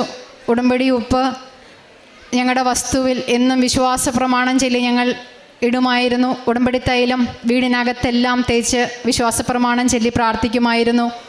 1 വർഷമായിട്ടും ഒന്നും നടക്കുന്നില്ല. അതിൻ്റെ ഫലമായി ഞങ്ങളിവിടെ വന്ന് ബഹുമാനപ്പെട്ട ജോസഫ് അച്ഛനെ കാണുവാൻ ഞങ്ങൾക്കൊരവസരം ലഭിച്ചു. ഞങ്ങൾ ആധാരത്തിൻ്റെ കോപ്പി ജോസഫ് അച്ഛൻ്റെ കയ്യിൽ കൊടുത്തു. അച്ഛൻ ഇവിടെ പ്രാർത്ഥിച്ചു, ഞങ്ങൾക്കൊരു കാശുരൂപം തന്നു. ഇത് നിങ്ങളുടെ വസ്തുവിലിട്ട് പ്രാർത്ഥിക്കാൻ പറഞ്ഞു. ഞങ്ങൾ ആ വസ്തുവിൽ ഉടമ്പടി കാശുരൂപം കുഴിച്ചിട്ട് പ്രാർത്ഥിച്ചു. അമ്മയല്ലാതെ ഞങ്ങൾക്ക് വേറൊരു വഴിയില്ല എന്ന് എന്നും ഞങ്ങൾ കരഞ്ഞു പ്രാർത്ഥിക്കുമായിരുന്നു. പിന്നീട് ഒരുപാട് ആൾക്കാർ വന്നു വാങ്ങിക്കാൻ, ആരും വാങ്ങിച്ചില്ല. പിന്നെയും ഞങ്ങൾ നിരന്തരമായി പ്രാർത്ഥിച്ചുകൊണ്ട് ഇരുന്നു. വചനങ്ങൾ ഒരുപാട് തവണ ചൊല്ലി പ്രാർത്ഥിക്കും, വിശ്വാസ പ്രമാണം ചൊല്ലി പ്രാർത്ഥിക്കും. ഞങ്ങളെപ്പോഴും നിരന്തരമായി പ്രാർത്ഥിച്ചതിൻ്റെ ഫലമായി ഞങ്ങൾ വിചാരിച്ചതിലും കൂടുതൽ വിലയ്ക്ക് ആ വസ്തു വിൽക്കുവാൻ അമ്മ സഹായിച്ചു. അതുപോലെ തന്നെ 15 ദിവസത്തിനുള്ളിൽ ആ സ്ഥലത്തിൻ്റെ ആധാരവും നടന്നു. ഇത്രയും വലിയൊരു അനുഗ്രഹം അമ്മ ഞങ്ങളുടെ ജീവിതത്തിൽ തന്നതിന് അമ്മയ്ക്കും അമ്മയുടെ തിരുക്കുമാരനും 1000 നന്ദി പറയുന്നു. അടുത്തതായി എന്നെ മരണത്തിൻ്റെ താഴ്വരയിൽ നിന്ന് അമ്മ രക്ഷിച്ചു. വീട്ടിൽ പറമ്പിൽ ഞാൻ വാഴയ്ക്ക് വെള്ളമൊഴിക്കാൻ പോയതാണ്. അപ്പോൾ കാല് തെന്നി ഒരാൾ താഴ്ചയുള്ള സ്ഥലത്തേക്ക് വീണു. അവിടെ മുഴുവൻ കല്ലും കൂട്ടമാണ്. വീണപ്പോൾ തന്നെ എനിക്ക് മനസ്സിലായി എൻ്റെ കാലൊടിഞ്ഞുവെന്ന്. എന്നെ എടുക്കുവാനോ സഹായിക്കുവാനോ ആരുമില്ല. ഞാൻ ഉടമ്പടി കാശുരൂപം എൻ്റെ കഴുത്തിലുണ്ടായിരുന്നു. അത് പിടിച്ച് വിശ്വാസ പ്രമാണം ചൊല്ലി പ്രാർത്ഥിച്ചു. അമ്മ എന്നെ സഹായിക്കണം, ഇവിടെ നിന്ന് എന്നെ കരകയറ്റുവാൻ ആരുമില്ല. കാരണം എനിക്ക് നല്ല ഭാരമുണ്ട്. അയലോക്കത്തൊക്കെ ഉള്ളവരാണെങ്കിൽ എല്ലാം വയസ്സായവരാണ്, ആരുമില്ല സഹായിക്കുവാൻ എന്ന് പറഞ്ഞ് പ്രാർത്ഥിച്ചപ്പോൾ എവിടെ നിന്നാണോ വന്നതെന്നറിയില്ല, ഒരാൾ അവിടെ വന്നു. അയാളോട് ഞാൻ പറഞ്ഞു, എൻ്റെ കാലൊടിഞ്ഞെന്നാണ് തോന്നുന്നത്, എന്നെ സഹായിക്കണമെന്ന്. ആ ആളും എൻ്റെ ഹസ്ബൻഡും കൂടി എന്നെ ഹോസ്പിറ്റലിൽ കൊണ്ടുപോയി. അങ്ങനെ അവിടെ ചെന്നപ്പോൾ കാലൊടിഞ്ഞതായിരുന്നു. അതിനുവേണ്ട ട്രീറ്റ്മെൻറ്റുകളെല്ലാം ചെയ്തു. അതിനുശേഷം 4 മാസങ്ങൾക്ക് ശേഷം ഞാൻ ഏറ്റു നടക്കാൻ തുടങ്ങിയപ്പോൾ എനിക്ക് ചട്ടാണ്, നടക്കാൻ സാധിക്കുന്നില്ല, എൻ്റെ കാര്യങ്ങളൊന്നും ചെയ്യാൻ സാധിക്കുന്നില്ല. ഞാനിവിടെ വന്ന് ഉടമ്പടി പുതുക്കി അമ്മയോട് നിയോഗം വെച്ചു, അമ്മേ എൻ്റെ ചട്ട് മാറ്റിത്തരണം. കാരണം ഞാനൊരു നേഴ്സാണ്, എനിക്ക് ജോലി ചെയ്യണം, മുന്നോട്ട് ജീവിക്കണമെങ്കിൽ അമ്മയുടെ സഹായം ആവശ്യമാണ് എന്ന് പറഞ്ഞു. വൈദ്യശാസ്ത്രത്തിനൊന്നും സാധിക്കുകയില്ല, അമ്മയ്ക്ക് മാത്രമേ സാധിക്കുകയുള്ളൂ എന്ന് പറഞ്ഞു. ഉടമ്പടി തൈലം നിരന്തരമായി എൻ്റെ കാലിൽ പുരട്ടി പ്രാർത്ഥിക്കുമായിരുന്നു. എൻ്റെ കാല് വളഞ്ഞാണിരുന്നത്, എനിക്ക് നടക്കുവാൻ സാധിക്കില്ലായിരുന്നു. എന്നാലിപ്പോൾ 1 വർഷം കഴിഞ്ഞു. ഞാൻ ഒരു കുഴപ്പവും കൂടാതെ, ഒരു ചട്ടുമില്ലാതെ ഓടിച്ചാടി നടന്ന് എൻ്റെ കാര്യങ്ങളെല്ലാം ചെയ്യുന്നു. കാരുണ്യപ്രവൃത്തികളും എല്ലാം ചെയ്യാൻ എനിക്ക് സാധിക്കുന്നുണ്ട്. പരിശുദ്ധ അമ്മയ്ക്കും തിരുക്കുമാരനും 1000 നന്ദി പറയുന്നു. അടുത്തതായി എൻ്റെ മകൾക്ക് 10ാം ക്ലാസ്സിൽ CBSE എക്സാമിന് 93.4% വിജയം നൽകി അനുഗ്രഹിച്ചു. അമ്മയോട് ഉടമ്പടിയിൽ നിയോഗം വെച്ചിരുന്നു, അമ്മേ 90% കൂടുതൽ മാർക്ക് തന്ന അമ്മ അനുഗ്രഹിക്കണം. ഞങ്ങൾക്ക് ആർക്കും സാധിക്കുകയില്ല, അമ്മയ്ക്ക് മാത്രമേ അതിന് സാധിക്കുകയുള്ളൂ. ഞങ്ങൾ 2 പേരും ഉടമ്പടിയിലുള്ളവരാണ്, കുടുംബമായ ഉടമ്പടി പാലിച്ചു പോരുന്നവരാണ്, അമ്മ സഹായിക്കണം എന്ന് നിരന്തരമായി പ്രാർത്ഥിച്ചു. അതിൻ്റെ ഫലമായി മകൾക്ക് മിനിങ്ങാന്ന് 15-ാം തീയതിയാണ് എക്സാമിൻ്റെ റിസൾട്ട് വന്നത്. റിസൾട്ട് വന്നപ്പോൾ 93.4% മാർക്ക് നൽകി അമ്മയെ അനുഗ്രഹിച്ചു. അമ്മയ്ക്കും തിരുക്കുമാരനും 1000 നന്ദി പറയുന്നു. ഉടമ്പടി തൈലവും ഉപ്പും ഉപയോഗിച്ചത് വഴിയായി ഞങ്ങൾക്ക് ഒരുപാട് രോഗസൗഖ്യങ്ങൾ ലഭിച്ചിട്ടുണ്ട്. 10 വർഷമായുള്ള എൻ്റെ തലവേദന ഉടമ്പടി തൈലവും ഉപ്പും ഉപയോഗിച്ച് വിശ്വാസ പ്രമാണം ചൊല്ലി പ്രാർത്ഥിച്ചതിൻ്റെ ഫലമായി മാറിക്കിട്ടി. അതുപോലെ തന്നെ എൻ്റെ കാലിൻ്റെ ചട്ട് നിരന്തരം ഉപ്പും തൈലവും തേച്ച് പ്രാർത്ഥിക്കുമായിരുന്നു. അങ്ങനെ അത് മാറിക്കിട്ടി. പല്ലുവേദന വരുമ്പോൾ ഞങ്ങൾ തേച്ച് പ്രാർത്ഥിക്കും. ഇപ്പോൾ ഞങ്ങൾ വിദേശത്തായിരുന്നു 14 വർഷമായിട്ട്. നാട്ടിൽ വന്നപ്പോൾ ഒരുപാട് കാലാവസ്ഥ പ്രശ്നങ്ങളുണ്ട്, മക്കൾക്ക് അസുഖങ്ങൾ വരുമായിരുന്നു. അപ്പോഴെല്ലാം ഞങ്ങൾ ഉടമ്പടി തൈലവും ഉപ്പും തേച്ചാണ് പ്രാർത്ഥിക്കുന്നത്. പിള്ളേർ എന്നും രാവിലെ ഉടമ്പടി തൈലം തേച്ച് വിശ്വാസ പ്രമാണം ചൊല്ലി ഉടമ്പടി ഉപ്പ് കഴിച്ചിട്ടാണ് സ്കൂളിൽ പോകുന്നത്. അതുപോലെ തന്നെ ഒരു കാര്യം എനിക്ക് പറയുവാനുണ്ട്. ഞങ്ങളുടെ ഉടമ്പടി നിയോഗം 3ാമത്തെ നിയോഗം എൻ്റെ മകന് വേണ്ടിയായിരുന്നു. കൊറോണ കാലഘട്ടത്തിൽ ഞങ്ങൾ സൗദി അറേബ്യയിലായിരുന്നു. 2020 കൊറോണ വന്നപ്പോൾ ഞങ്ങൾ 2 പേരും കൊറോണ പേഷ്യൻസിൻ്റെ കൂടിയായിരുന്നു ജോലി. ഞങ്ങൾക്ക് മക്കളെ കാണുവാനോ നോക്കുവാനോ ഒന്നും സാധിക്കുമായിരുന്നില്ല. ആ സമയത്തെല്ലാം ഇവരുടെ ഇഷ്ടത്തിനാണ് ക്ലാസ്സിൽ കയറിക്കൊണ്ടിരുന്നത്. പല ദിവസങ്ങളിലും ക്ലാസ്സിൽ കയറുകയില്ല, വീഡിയോ ഓഫ് ചെയ്യും. അങ്ങനെയൊക്കെയായി മകൻ പഠിത്തത്തിൽ വളരെ പുറകിലായി. 1ാം ക്ലാസ്സിലായിരുന്നു അവൻ അന്ന് പഠിച്ചിരുന്നത്. ആ സമയത്ത് ഞങ്ങൾക്കൊരു വഴിയുമില്ലായിരുന്നു. 2023 ഞങ്ങൾ നാട്ടിൽ വരുമ്പോൾ നിയോഗം വെച്ചു, അമ്മ തന്നെ ഈ മകനെ പഠിപ്പിക്കണം, ഞങ്ങൾക്കൊന്നും സാധിക്കുകയില്ല എന്ന് നിയോഗത്തിൽ എഴുതിയിരുന്നു. അതിൻ്റെ ഫലമായി മകന് നല്ലൊരു ട്യൂഷൻ ടീച്ചറെ ലഭിക്കുകയും ആ ടീച്ചറിലൂടെ നന്നായി പഠിക്കുവാനും നല്ലൊരു സ്കൂളും അധ്യാപകരെയും ഒക്കെ അവന് ലഭിച്ചു. ഇപ്പോൾ 80% കൂടുതൽ മാർക്ക് വാങ്ങി 5, 6, 7 ക്ലാസ്സുകൾ കഴിഞ്ഞ 3 വർഷം അവൻ പാസ്സായി. ഇപ്പോൾ 8ാം ക്ലാസ്സിലേക്ക് എത്തി നിൽക്കുന്നു. അമ്മ തന്ന ഈ വലിയ അനുഗ്രഹത്തിന് എത്ര നന്ദി പറഞ്ഞാലും മതിയാവുകയില്ല. അമ്മയ്ക്കും തിരുക്കുമാരനും 1000 നന്ദി പറയുന്നു. അതുപോലെ തന്നെ ഞങ്ങളുടെ കാരുണ്യ പ്രവർത്തികൾ, ഞങ്ങളുടെ വരുമാനത്തിൻ്റെ 10% സൗദി അറേബ്യയിൽ വച്ചും ഇപ്പോഴും കൃത്യമായി കാരുണ്യ പ്രവർത്തികൾ ചെയ്യുന്നു. പള്ളികൾക്കും അതുപോലെ തന്നെ ആവശ്യനർക്കും ആവശ്യമുള്ളവർക്കും തിരഞ്ഞുപിടിച്ച് കണ്ടെത്തി ഞങ്ങൾ കൊടുക്കുന്നു. അതുപോലെ ഉടമ്പടി മുടങ്ങിക്കിടക്കുന്നവരെ കണ്ടെത്തി ഉടമ്പടി പുതുക്കുവാൻ വേണ്ടി സഹായിക്കുന്നു. എല്ലാ മാസങ്ങളിലും മിക്കവാറും ഞങ്ങളിവിടെ വരാറുണ്ട്. അപ്പോഴെല്ലാം ഞങ്ങളുടെ വാഹനത്തിൽ ഞങ്ങൾ കഴിയുന്നവരെ എല്ലാം ഇവിടെ കൊണ്ടുവന്ന് ഉടമ്പടി എടുക്കാനും ഉടമ്പടി പുതുക്കുവാനും വേണ്ടി സഹായിക്കുന്നു. ആവശ്യമുള്ളവർക്കെല്ലാം കണ്ടെത്തി സഹായങ്ങൾ ചെയ്യുന്നു. ആകാശപ്പറവകൾ എന്ന് പറയുന്ന ഒരു കൂട്ടായ്മയോട് ചേർന്ന് നിന്ന് എല്ലാ ഞായറാഴ്ചകളിലും പറ്റുന്ന വിധങ്ങളിലെല്ലാം അവരോടൊപ്പം ചേർന്ന് നിന്ന് വഴിയിൽ കിടക്കുന്ന രോഗികൾക്കും പാവപ്പെട്ടവർക്കുമൊക്കെ ഉച്ചഭക്ഷണം എത്തിക്കുവാൻ വേണ്ടി സഹായിക്കുന്നു. അതുപോലെ ഇടവകയോട് ചേർന്ന് നിന്ന് ഞങ്ങളുടെ കാരുണ്യ പ്രവർത്തികൾ ചെയ്യാറുണ്ട്. ഞങ്ങൾ സൗദി അറേബ്യയിലായിരുന്നപ്പോഴും ഇടവകയോടും ഒക്കെ ചേർന്ന് നിന്നാണ് പ്രവർത്തിച്ചിരുന്നത്. എന്നാൽ ഞങ്ങൾക്ക് മാസത്തിൽ 1 ദിവസമാണ് അവിടെ കുർബാന ലഭിച്ചിരുന്നത്. അപ്പോഴൊക്കെ ഞങ്ങൾ പ്രാർത്ഥിക്കുമായിരുന്നു, ഞങ്ങൾക്ക് എന്നും കുർബാന കൂടാൻ സാധിക്കണമേ എന്ന്. കഴിഞ്ഞ 2.5 വർഷക്കാലമായിട്ട് മുടങ്ങാതെ പരിശുദ്ധ കുർബാനയിൽ പങ്കെടുക്കുവാൻ സാധിക്കുന്നു. അതുപോലെ എല്ലാ ദിവസവും ഞായറാഴ്ച ഒഴികെ 2 മണിക്കൂർ പരിശുദ്ധ കുർബാനയുടെ മുമ്പിൽ ആരാധന ചെയ്യുവാൻ സാധിക്കുന്നു. അതോടൊപ്പം ആരാധനയ്ക്ക് പോയിരിക്കുന്നതിനേക്കാൾ ഉപരി ഞങ്ങൾ 2 പേരുമാണ് ആരാധന ലീഡ് ചെയ്യുന്നത്. അതിനൊക്കെ ഈ ഉടമ്പടി വഴി പരിശുദ്ധ അമ്മ ഞങ്ങളെ സഹായിച്ചു. ഇതൊന്നും ഞങ്ങളുടെ കഴിവോ സാമർഥ്യമോ ഒന്നുമല്ല. പൗലോസ്ലീഹ പറയുന്നത് പോലെ ഞാൻ എന്തായിരിക്കുന്നുവോ അത് ദൈവകൃപയാലാണ്. ഇതുപോലെ എല്ലാം ചെയ്യുവാൻ ഒരുപാട് ആത്മീയമായിട്ട് അമ്മ ഞങ്ങളെ ഉയർത്തി. അമ്മയോടും അമ്മയുടെ തിരുക്കുമാരനോടും ചേർന്ന് നിൽക്കാൻ സാധിച്ചതിന് ഒരുപാട് നന്ദി പറയുന്നു. അതുപോലെ തന്നെ പത്രപ്രവർത്തനം, ഞങ്ങൾ പ്രത്യേകമായിട്ട് പത്രപ്രവർത്തനം ചെയ്യുന്നത് ഞങ്ങളുടെ ഇടവകയിലോ തീർത്ഥാടന കേന്ദ്രങ്ങളിലോ ഒന്നുമല്ല. ഞങ്ങൾ 10ലും +1, +2 പഠിക്കുന്ന വിദ്യാർത്ഥികളുടെ ഇടയിലാണ്. നിങ്ങൾക്കറിയാം, വിദ്യാർത്ഥികളുടെ ഇടയിൽ ചെയ്യുമ്പോൾ നമുക്ക് ഒരുപാട് കളിയാക്കലുകൾ കിട്ടും. ഒരുപാട് ക്വസ്റ്റ്യനുകൾ അവർ ചോദിക്കും. അതിനൊക്കെ ഉത്തരം പറഞ്ഞുകൊണ്ട് മറുപടി പറഞ്ഞുകൊണ്ട് ഞങ്ങളുടെ ജീവിതാനുഭവങ്ങൾ ജീവിത സാക്ഷ്യങ്ങൾ അവരോട് പറഞ്ഞുകൊണ്ടാണ് പത്രപ്രവർത്തനം ചെയ്യുന്നത്. ഞങ്ങൾ പ്രത്യേകമായിട്ട് അവരെ തിരഞ്ഞെടുക്കുവാൻ കാരണം അവരാണ് വളർന്നു വരുന്ന തലമുറ. അവർക്കിപ്പോഴേ ദൈവത്തെ കൊടുത്തു കഴിഞ്ഞാൽ അവർ തെറ്റിൻ്റെ വഴിയിൽ വീഴാതെ അവർ മുന്നോട്ട് ജീവിക്കുവാൻ, അവരുടെ ജീവിതം കെട്ടിപ്പടുക്കുവാൻ അവർക്ക് സാധിക്കും. അത് മനസ്സിലാക്കിക്കൊണ്ടാണ് ഞങ്ങൾ അങ്ങനെ വിദ്യാർത്ഥികളുടെ ഇടയിൽ പത്രപ്രവർത്തനം ചെയ്യുന്നത്. ഇതൊന്നും ഞങ്ങളുടെ കഴിവല്ല, ദൈവം ഞങ്ങൾക്ക് ദാനമായി തന്നതാണ്.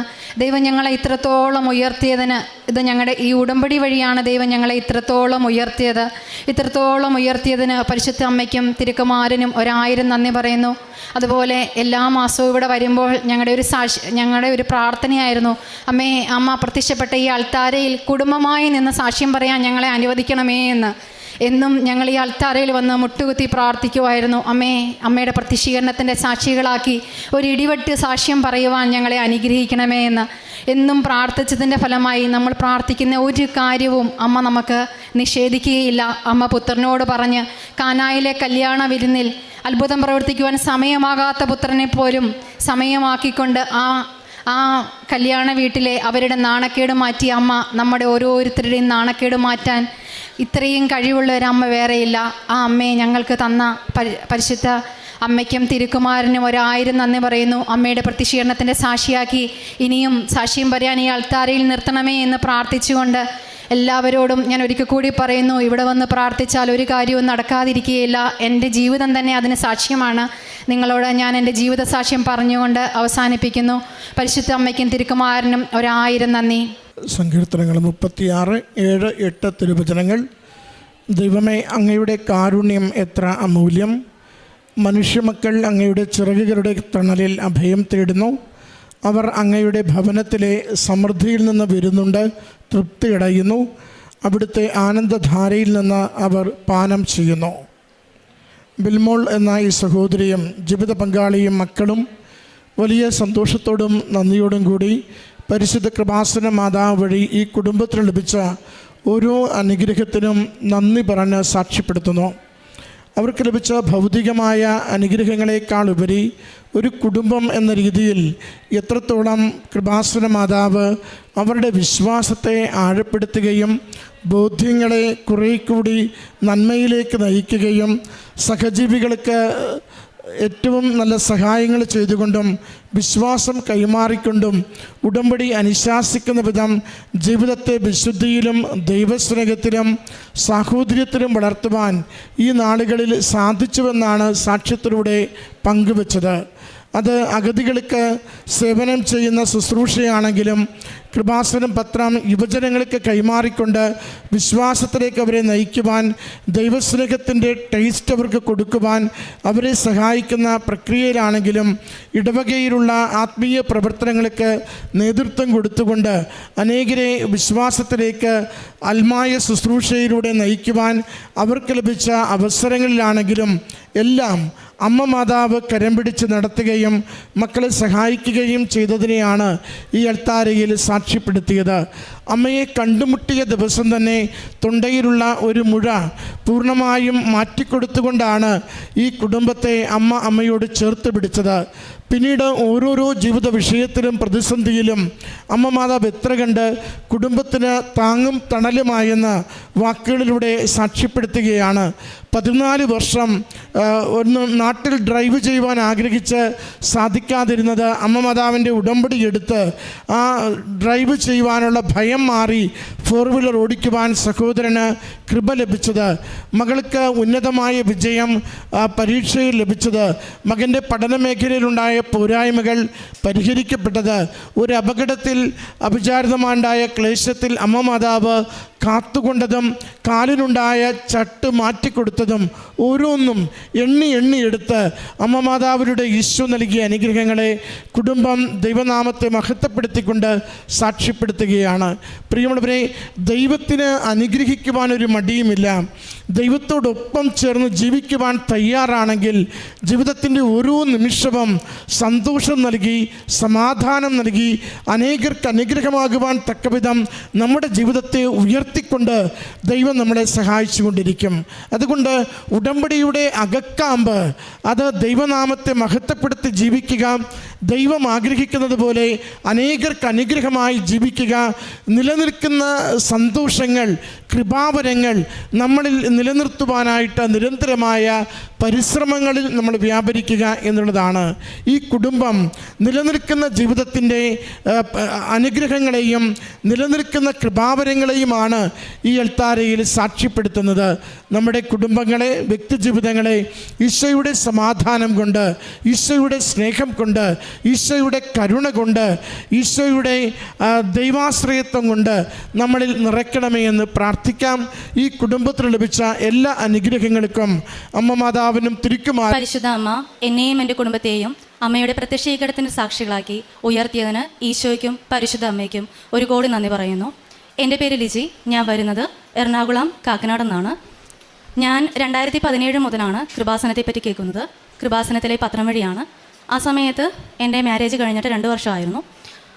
പത്രം കിട്ടിയതിന് മുതലേ ഞാനും എൻ്റെ ഹസ്ബൻഡും ഒരു കുഞ്ഞിന് വേണ്ടി കൃപാസനം പത്രം ഉദരത്തിൽ വെച്ച് പ്രാർത്ഥിക്കുന്നുണ്ടായിരുന്നു. ആ സമയത്ത് ഉടമ്പടി ഞങ്ങൾ എടുത്തിട്ടുണ്ടായിരുന്നില്ല. പക്ഷേ 2018 എനിക്ക് മാതാവിൻ്റെ കൃപയാൽ കുഞ്ഞിനെ കിട്ടി. അതിലൊരുപാട് കോംപ്ലിക്കേഷൻ ഉണ്ടായിരുന്നു. 5ാമത്തെ മാസം പ്ലാസൻ്റെ ഇഷ്യൂ ഉള്ളതുകൊണ്ട് 25ാമത്തെ ആഴ്ച എന്നെ ഹോസ്പിറ്റലിൽ അഡ്മിറ്റാക്കി. സിസേറിയൻ വേണമെന്ന് പറഞ്ഞു. അപ്പോൾ ആ സമയത്ത് ഞാനും എൻ്റെ കുടുംബവും ഒരുപാട് വിഷമിച്ചു. പെട്ടെന്ന് തന്നെ കൃപാസനം പത്രം ഞാൻ എടുക്കുകയും ക്യാൻഡിൽ ലൈറ്റ് പ്രയർ റിക്വസ്റ്റ് കാണുകയും ഓൺലൈനായിട്ട് ക്യാൻഡിൽ പ്രയർ റിക്വസ്റ്റ് ഞാനിട്ട് പ്രാർത്ഥിച്ചു. നെക്സ്റ്റ് ഡേ തന്നെ ഡോക്ടർ വന്ന് പറഞ്ഞു, ഇപ്പോൾ സിസേറിയൻ ചെയ്യേണ്ട, ഇനി നെക്സ്റ്റ് ടൈമിൽ പെയിൻ വരുമ്പോൾ വന്നാൽ മതി എന്ന് പറഞ്ഞു. അങ്ങനെ എൻ്റെ ഫസ്റ്റ് മകനുണ്ടായി. ഇതെൻ്റെ അമ്മ ലിലി ജോസഫ്, എൻ്റെ മൂത്ത മകൻ ഗബ്രിയൽ അയ്യാൻ, 2ാമത്തെ മകൾ മറിയം നേറ. അങ്ങനെ ഇവനുണ്ടായിരുന്നു ഗബ്രിയൽ അയ്യാൻ. അതിനെ നന്ദി സൂചകമായിട്ട് ആ സമയത്ത് ഇവിടെ കുട്ടികൾക്ക് ചോറൂണ് കൊടുക്കുന്ന ചടങ്ങുണ്ടായിരുന്നു. 6ാമത്തെ മാസം ഞാനും എൻ്റെ കുടുംബവും എൻ്റെ ഹസ്ബൻഡിൻ്റെ കുടുംബവും ഇവിടെ വന്ന് ബഹുമാനപ്പെട്ട ജോസഫ് എച്ചൻ്റെ കയ്യിൽ നിന്ന് ഇവന് ചോറൂണ് കൊടുത്തു. അതിനുശേഷം ഞങ്ങൾ ഫ്രീക്വൻ്റ്ലി ഇവിടെ വിസിറ്റിങ്ങിന് മാതാവിൻ്റെ അടുത്ത് വന്ന് പ്രാർത്ഥിക്കും. എൻ്റെ കുടുംബത്തിൽ ആദ്യമായി ഉടമ്പടി എടുത്തത് എൻ്റെ അമ്മച്ചിയാണ്. അതിനുശേഷം എൻ്റെ ബ്രദർ എടുത്തു. എനിക്ക് ഉടമ്പടി എടുക്കാനുണ്ടായ ഒരു സിറ്റുവേഷൻ 2024 ആ സമയത്ത് എനിക്ക് ജോലിയുടെ റിസഗ്നേഷൻ റിലേറ്റ് ചെയ്തിട്ടൊരു കാരണം ഉണ്ടായിരുന്നു. എൻ്റെ മകൾ ജനിച്ച് 1 വർഷം കഴിഞ്ഞപ്പോൾ വർക്ക് ഫ്രം ഹോം എന്നുള്ളൊരു ഇത് മാറ്റി RTO ആക്കി, റിട്ടേൺ ടു ഓഫീസാക്കി. അപ്പോൾ ആ സമയത്ത് ഇവർക്ക് 1 വയസ്സുള്ളത് കൊണ്ടും എൻ്റെ ഫാമിലിയെ ഹാൻഡിൽ ചെയ്യാൻ എൻ്റെ ഹസ്ബൻഡിൻ്റെ അടുത്തില്ല, പുറത്താണ്. അപ്പോൾ എൻ്റെ അമ്മച്ചിയും ഞാനും മാത്രമേ ഉള്ളൂ മാനേജ് ചെയ്യാനുള്ളത്. അപ്പോൾ എനിക്ക് ട്രിവാൻഡ്രം വരെയും പോകാൻ പറ്റാത്ത സാധ്യത ഉള്ളതുകൊണ്ട് ഞാൻ ജോലി റിസൈൻ ചെയ്യേണ്ട ഒരു സിറ്റുവേഷൻ വന്നു. ഇടയ്ക്കിടയ്ക്കായിട്ട് ഞാൻ മഴവിൽ കാണാറുണ്ടായിരുന്നു. അപ്പോൾ സാക്ഷ്യങ്ങളൊക്കെ ഞാൻ ഉടമ്പടിയിലല്ലാതിരുന്നിട്ട് ഞാൻ കേൾക്കുന്നുണ്ടായിരുന്നു. അപ്പോൾ ഈ മഴവിലിൻ്റെ സാന്നിധ്യം അങ്ങനെയാണ് ഞാൻ മനസ്സിലാക്കിയത്. അങ്ങനെ 2024 സെപ്റ്റംബർ 2-ാം തീയതി ഞാൻ ഫസ്റ്റ് ഉടമ്പടി എടുത്തു. ആ സമയത്ത് എൻ്റെ കയ്യിൽ ഒരുപാട് ഫംഗൽ ഇൻഫെക്ഷൻ ഉണ്ടായിരുന്നു. ഞാൻ ആ നിയോഗമൊന്നും വെച്ചിട്ടുണ്ടായിരുന്നില്ല. മറ്റുള്ളവർക്ക് വേണ്ടി, എൻ്റെ ഫാമിലി മെമ്പേഴ്സും മറ്റുള്ളവർക്കും വേണ്ടിയാണ് 6 നിയോഗങ്ങളും ഞാൻ വെച്ചിരുന്നത്. ഫസ്റ്റ് ഉടമ്പടി എടുത്ത് വീട്ടിൽ ചെന്നതിന് ശേഷമാണ് ഞാൻ എൻ്റെ കൈ ശ്രദ്ധിക്കുന്നത്. എൻ്റെ കയ്യിലെ ഫംഗൽ ഇൻഫെക്ഷൻ ഒരു ചെറിയ രീതിയിലെങ്കിലും മാറ്റം വന്നായിരുന്നു. വേറെ മരുന്നൊന്നും യൂസ് ചെയ്തിട്ടില്ല. ഉടമ്പടി എടുത്തതിൻ്റെ അന്ന് ഇവിടുത്തെ വിളക്കിൽ നിന്ന് ഞാൻ വിശുദ്ധ തൈലം ഞാൻ കയ്യിലൊക്കെ തേച്ചായിരുന്നു. 2-3 ഡേയ്സിനുള്ളിൽ തന്നെ നല്ല രീതിയിൽ തന്നെ അതൊക്കെ ഉണങ്ങിപ്പോയി. അതിനുശേഷം ഞാൻ സെക്കൻഡ് ഉടമ്പടി പുതുക്കിയപ്പോഴാണ് ഞാൻ എൻ്റെ ജോലിക്ക് വേണ്ടിയുള്ള നിയോഗം വെച്ചത്. 2025 പിന്നെ ഉടമ്പടി പുതുക്കുമ്പോൾ ഞാൻ നിയോഗം വെക്കുന്നത്. ആ സമയത്ത് മുതലാണ് ഞാൻ ജോലിക്ക് വേണ്ടി ട്രൈ ചെയ്യുന്നത്. എനിക്കൊരു കോൺഫിഡൻസ് ഉണ്ടായിരുന്നു. എനിക്ക് ഒരുപാട് ഫ്രണ്ട്സും ഇത്രയും വർഷത്തെ എക്സ്പീരിയൻസ് ഒക്കെ ഉള്ളതുകൊണ്ട് കിട്ടാൻ ചാൻസ് ഉണ്ട്. പിന്നെ മാതാവായിട്ട് ഉടമ്പടിയിലാണല്ലോ, ഉറപ്പായിട്ടും കിട്ടും എന്നുള്ളൊരു വിശ്വാസം ഉണ്ടായിരുന്നു. പക്ഷേ ലേ ഓഫും അതിനനുസരിച്ചുള്ള ഇഷ്യൂസൊക്കെ ഈ ടൈമിൽ നടക്കുന്നതുകൊണ്ട് വളരെ സ്ട്രഗിൾ ആയിരുന്നു ഒരു ജോലി കിട്ടാൻ. അപ്പോൾ എനിക്ക് കിട്ടുന്നുണ്ടായിരുന്നില്ല. അപ്പോൾ ഈ ഡിലേ നടക്കുന്നത് എന്താണെന്നുള്ളൊരു കൺഫ്യൂഷൻ ഉണ്ടായിരുന്നു. സ്ഥിരമായിട്ട് സാക്ഷ്യങ്ങൾ കേൾക്കുന്നവരുടെ മനസ്സിലായി കാരുണ്യ പ്രവർത്തികളുടെ പോരായ്മ ഉണ്ടെന്ന്. അങ്ങനെ എനിക്ക് ഇപ്പോൾ ജോലി ഇല്ലാത്തതുകൊണ്ട് ഒരുപാട് ടൈമുണ്ട്. അപ്പോൾ ഞാൻ ഇവൻ സ്കൂളിൽ പോകുമ്പോൾ ഇവളെ തൊട്ടടുത്തുള്ളൊരു ഡേ കെയറിലാക്കും. എന്നിട്ട് തൊട്ടടുത്തുള്ള പ്രോവിഡൻസ് ഹോം, കരുണാലയം, അവിടെയൊക്കെ പോയി അവിടുത്തെ അന്തേവാസികളായിട്ട് എൻ്റെ കുറച്ച് സമയം ഞാൻ സ്പെൻഡ് ചെയ്യും. ഉച്ചയ്ക്ക് അവർക്ക് ഫുഡൊക്കെ കൊടുക്കും. അങ്ങനെ കുറച്ച് നേരം അവിടെ നിന്ന് ഞാൻ വീട്ടിലോട്ട് വരും. പിന്നെ ഞാനും എൻ്റെ അമ്മയും കൂടി പൊതിച്ചോറൊക്കെ ഉണ്ടാക്കി റോഡരികിൽ വിശക്കുന്നവർക്ക് കൊടുക്കും. അതേപോലെ സഹായം വേണ്ടവർക്ക് ഞങ്ങളാൽ കഴിയുന്ന രീതിയിൽ ഞങ്ങളൊരു ഗ്രൂപ്പായിട്ടൊക്കെ ചെയ്തു കൊടുക്കും. അപ്പോൾ അങ്ങനെ കാരുണ്യ പ്രവർത്തികളിലോട്ട് ഞാൻ കൂടുതൽ കോൺസെൻട്രേറ്റ് ചെയ്തു.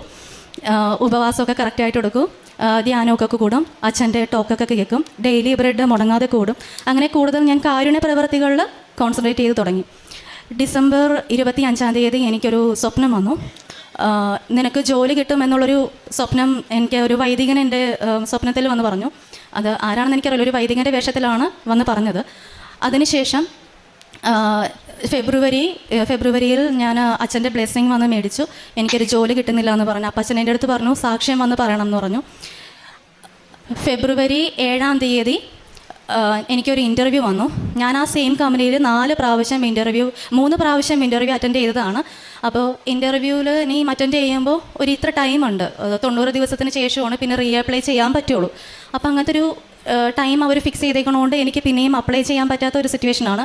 പക്ഷേ ഫെബ്രുവരി 6-ന് ആ കമ്പനിയിൽ നിന്ന് എനിക്ക് കോൾ വന്നു, ലിജി ഈ ഇൻ്റർവ്യൂവിന് ലിജിക്ക് അറ്റൻഡ് ചെയ്യാമെന്ന് പറഞ്ഞുകൊണ്ട്.